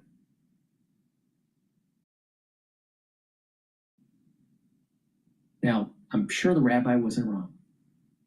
Stupid people focus on gossip about other people, talking about other people. What's going on with Kim Kardashian? Do you need to know? I'm sure you need to know. What's going on with Epstein's files? You gotta know. Gotta know. Gotta know. What's going on? You gotta know. What about what's going on with the financial well-being of Michael Jordan? Gotta know. You have to know.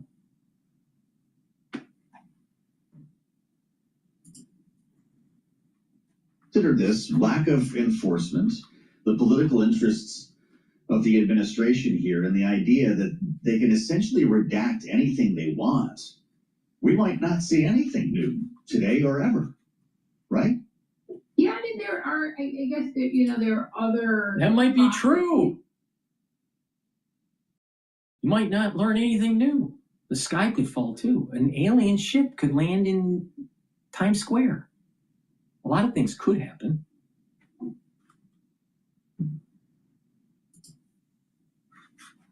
I occasionally like to see what is in these documents. And once we get them, it's going to take a long time to search them and parse them out. Although, with in the current technological landscape, the processing of this type of information is much easier than it ever has been before. There's a lot to come in the next few weeks to see whether DOJ complies at least in part with the law.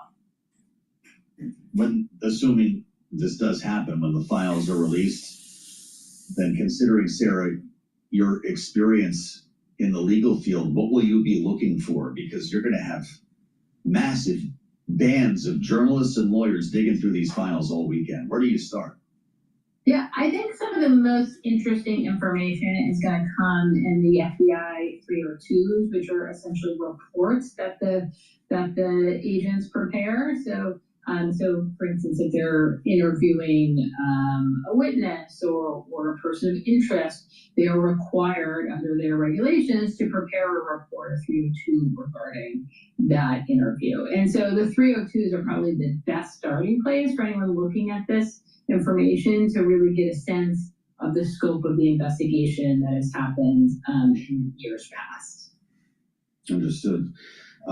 With all of that said, it's entirely possible, if not likely, we're going to be seeing names that have not been invoked in this story yet.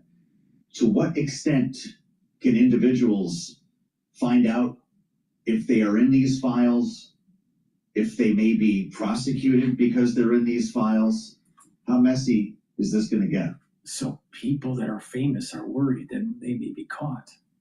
And everyone needs to know, because they'd rather know about the Epstein file than what's going around over the pond in the UK about subclade K. Gotta know. We have to know. No involvement in the sex trafficking part of Epstein's life. And so that person may be sort of impugned by the documents that are released, but really there was no basis to levy any criminal charges against that person, and that person was in fact ignorant of the Epstein's involvement in the criminal activity. So those types of issues are really ones that we should consider and are important ones to think about, as particularly when we have a situation like this where we're releasing investigative files. And I think that sort of precise situation is the reason it is so unusual and to release investigative files. Only got a minute left, Sarah. This has been a fascinating conversation. Remember when Pam Bondi, the Attorney General, said she had the client list and it was on her desk? Of course, we now assume that was not the case. Is there a client list, or are we just digging through a lot of receipts here for the next many days? Yeah, I don't think we're going to see anything like that. I mean, and I think if some sort of very delineated list was there, we would have known about. Think about how many elderly people that are alone right now because their spouse passed away, their kids moved away for work or whatever, and they're alone.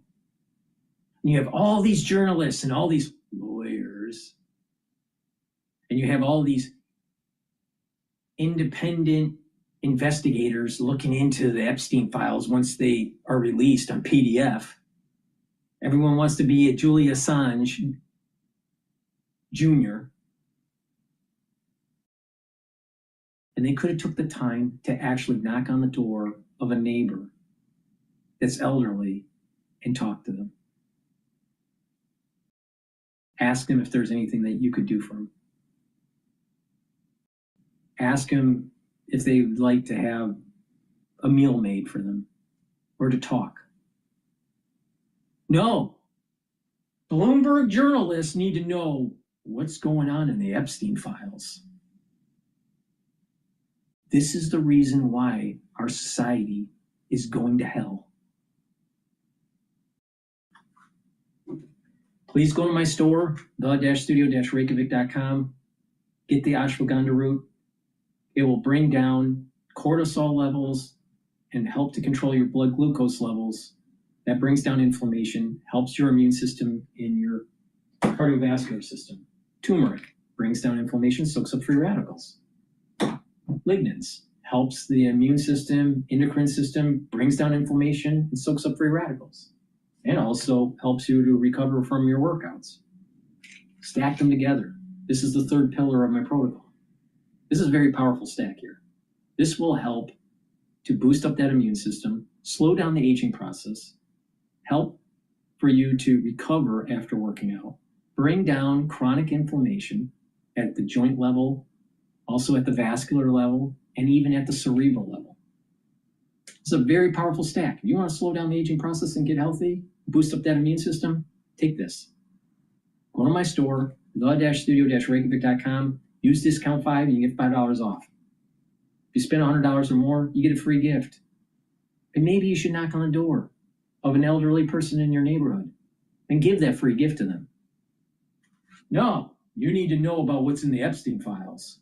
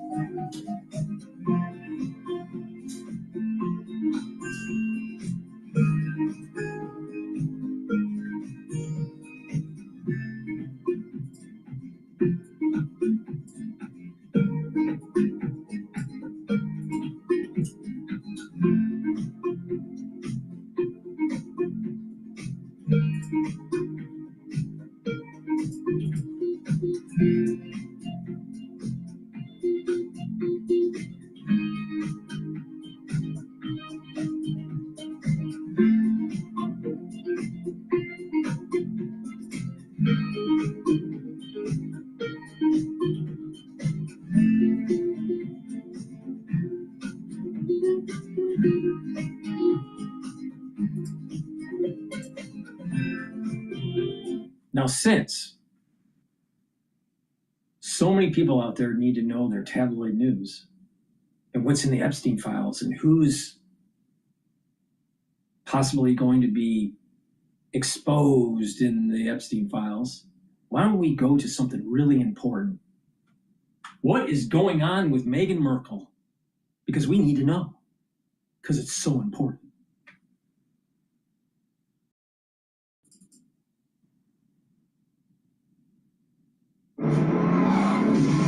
The way to finance a Mustang is with Ford Credit. We have financing options that turn. Are Prince Harry and Meghan Markle going separate directions again? And instead of careers, now it's continents. Because it seems like Prince Harry is really angling for a grand UK return. Now, whether that is as a working member of the royal family or not, there's some really interesting indications that Harry is apparently really trying to push for a return to his life in the UK. However, Meghan Markle seems perfectly content to stay in Montecito and attempt and fail to make it as a producer, businesswoman, all these sorts of things. I don't think Meghan Markle for a second wants to go back to the UK. So it's a detente brew between the couple as they want obviously two different things. So guys, we are going to get into this latest sort of revealing piece today, but if you guys haven't been to Royal News Network before, my name is Brittany. I do provide compelling royal commentary, so please hit that subscribe button. I would absolutely love to have you back.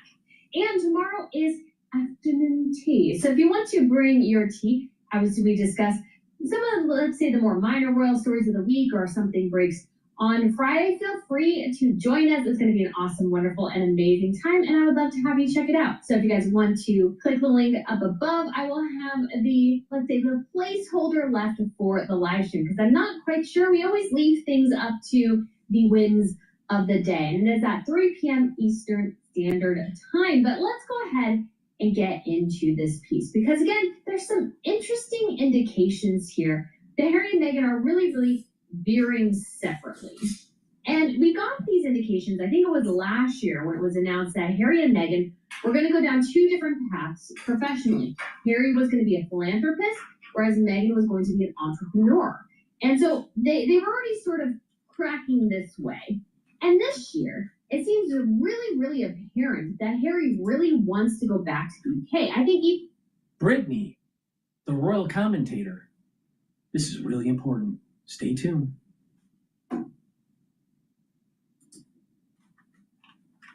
his multiple trips to Canada are a way to re-emphasize his desire to sort of be repatriated into the UK. So the split that's now this is now this.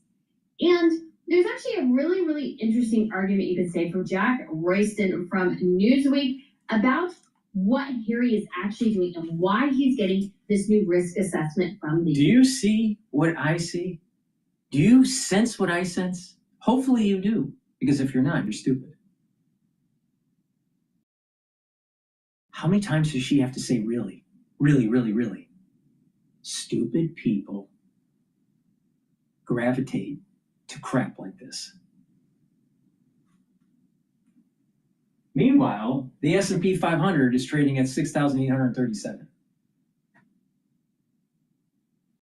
And the WTI for oil is trading at a 56 handle. That's what you need to know. You need to know what the Federal Reserve rate is, what the unemployment rate is, what's going on in the economy, what's going on with your health, what's going around the corner with Clade K. What's going on with the NIH? What's going on with NHS? What's going on in China, in Taiwan?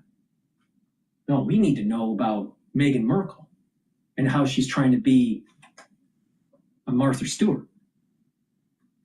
Really.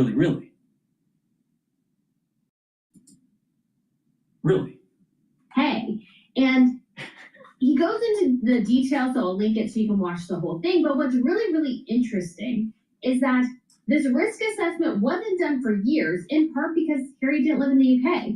Why take the time and effort for a risk assessment for a guy who may show up in the country, once or twice a year and stay for maybe a week? I mean, honestly, I've probably spent more time in the UK than Harry has over the last couple of years. And so with Harry getting this new risk assessment, he posits the question, which I think is a great one to posit, which is Harry somehow trying to orchestrate some sort of UK return in UK base? And she has 202,000 followers. On this crap? Who cares about Harry? Who cares? It's not even King Charles' kid. Who cares? I don't really care about Meghan Markle either. I couldn't give two shits.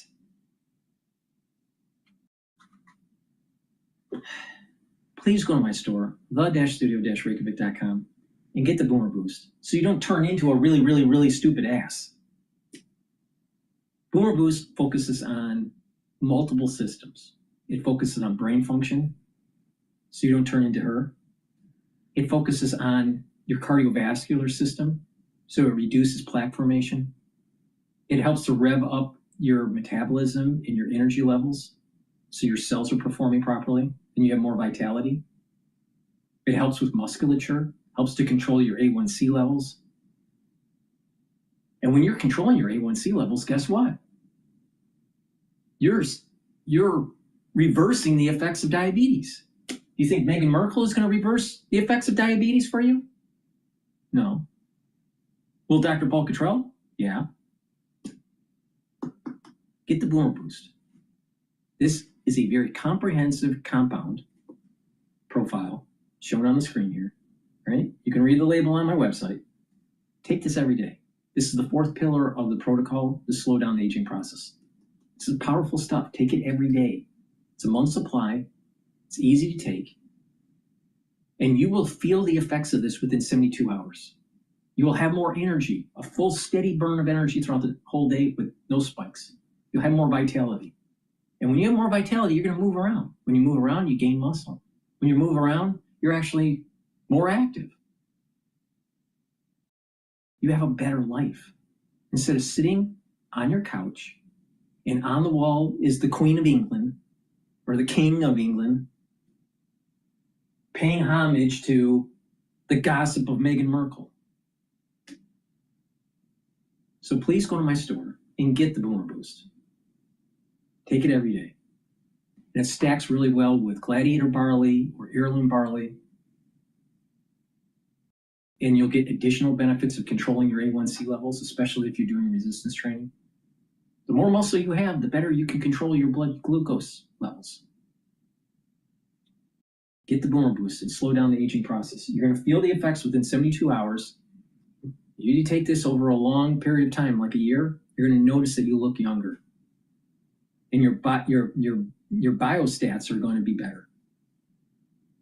Your blood pressure, your metabolism, your energy levels. These are really important because when you pay attention to the blood work and your results, and you pick those areas that are out of the normal range, you can slowly get them back in. But if they're chronically out of range, you start the disease process. You want to minimize that. Or would you rather listen to really, really, really about Meghan Markle? The point I'm making here is there's a lot of stupid stuff on the internet that's not helping you. It's making you age. That's making you stupid. Now, also Boomer Boost is going to help to get rid of that brain fog, allow you to concentrate on tasks, allows you to sleep better. And when you are sleeping better and you have better neuroplasticity, you're improving your memory, you're improving your brain function, you're thinking faster. Really, really, really. Also, please go to my store and get the C60. C60 you can stack with Boomer Boost. You can get it in MCT coconut oil, extra virgin olive oil, and avocado oil. Take a teaspoon a day every day. And by doing that, you're soaking up free radicals, slowing down the aging process, reducing stress on your tissues and your cells, improving your mitochondria. So you have more ATP, more energy. Like I said, free radicals, lack of energy, chronic inflammation is a major part of the aging process. If you stop those or mitigate them, you're slowing down the aging process. Take C60, a teaspoon a day, preferably on an empty stomach, every day. I've been taking this every day since 2016. Now, Take a teaspoon a day, and it's going to soak up those free radicals, improve the health of your mitochondria, you'll have more energy. At your vascular level, it's going to prevent plaque buildup. Why? Because it's preventing oxidized LDL, because you're soaking up the free radicals, and free radicals are needed for to oxidize the LDL. Well, if they're not there, you can't oxidize the LDL, and therefore the plaque doesn't form. Pretty simple concept. When you go to your brain level, your neurons have free radicals building up, especially if it's stressed. You can soak those up. And when you soak those up, your neurons are healthier, producing more neurotransmitters. So your actual neural networks are improved. So you think faster, you have better memory. You're improving the health of your neuron and maintaining the myelin sheath. If you're chronically inflamed at the neuron level, you slowly have those neurons die. They slowly start receding. They don't communicate with the other neurons. And eventually, through that recession, the myelin sheath starts to degrade, and then the neuron dies, and it's too late. You got Swiss cheese brain. You don't want that. You don't want that. You don't want to see someone die from dementia or amyloidosis. It's a horrible death. All right? Now, do you want to really, really, really listen to this kind of crap about Meghan Markle? Or would you rather take charge of your life so you can actually enjoy it and be a part of society, not just a cog in the wheel, just absorbing something from a stupid ass? Go to my store, follow my protocol, and slow down the aging process. Why? Because it fucking works.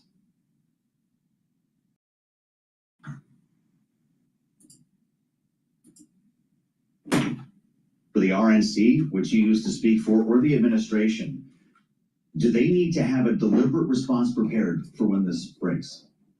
You know, ordinarily, yes. That would be exactly what we would be doing and preparing. I'm reflecting on this week alone, Joe. The president himself said some pretty unpopular and unsympathetic things about a horrible, horrible tragedy that happened in California. And 2 days later, a very revealing report came through from Vanity Fair. So this administration is really good at dodging all of that kind of information over and over again.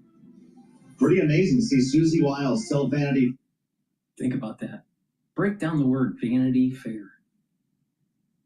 And put it in the context of us saying, like the tabloid news back in the 80s at the grocery store.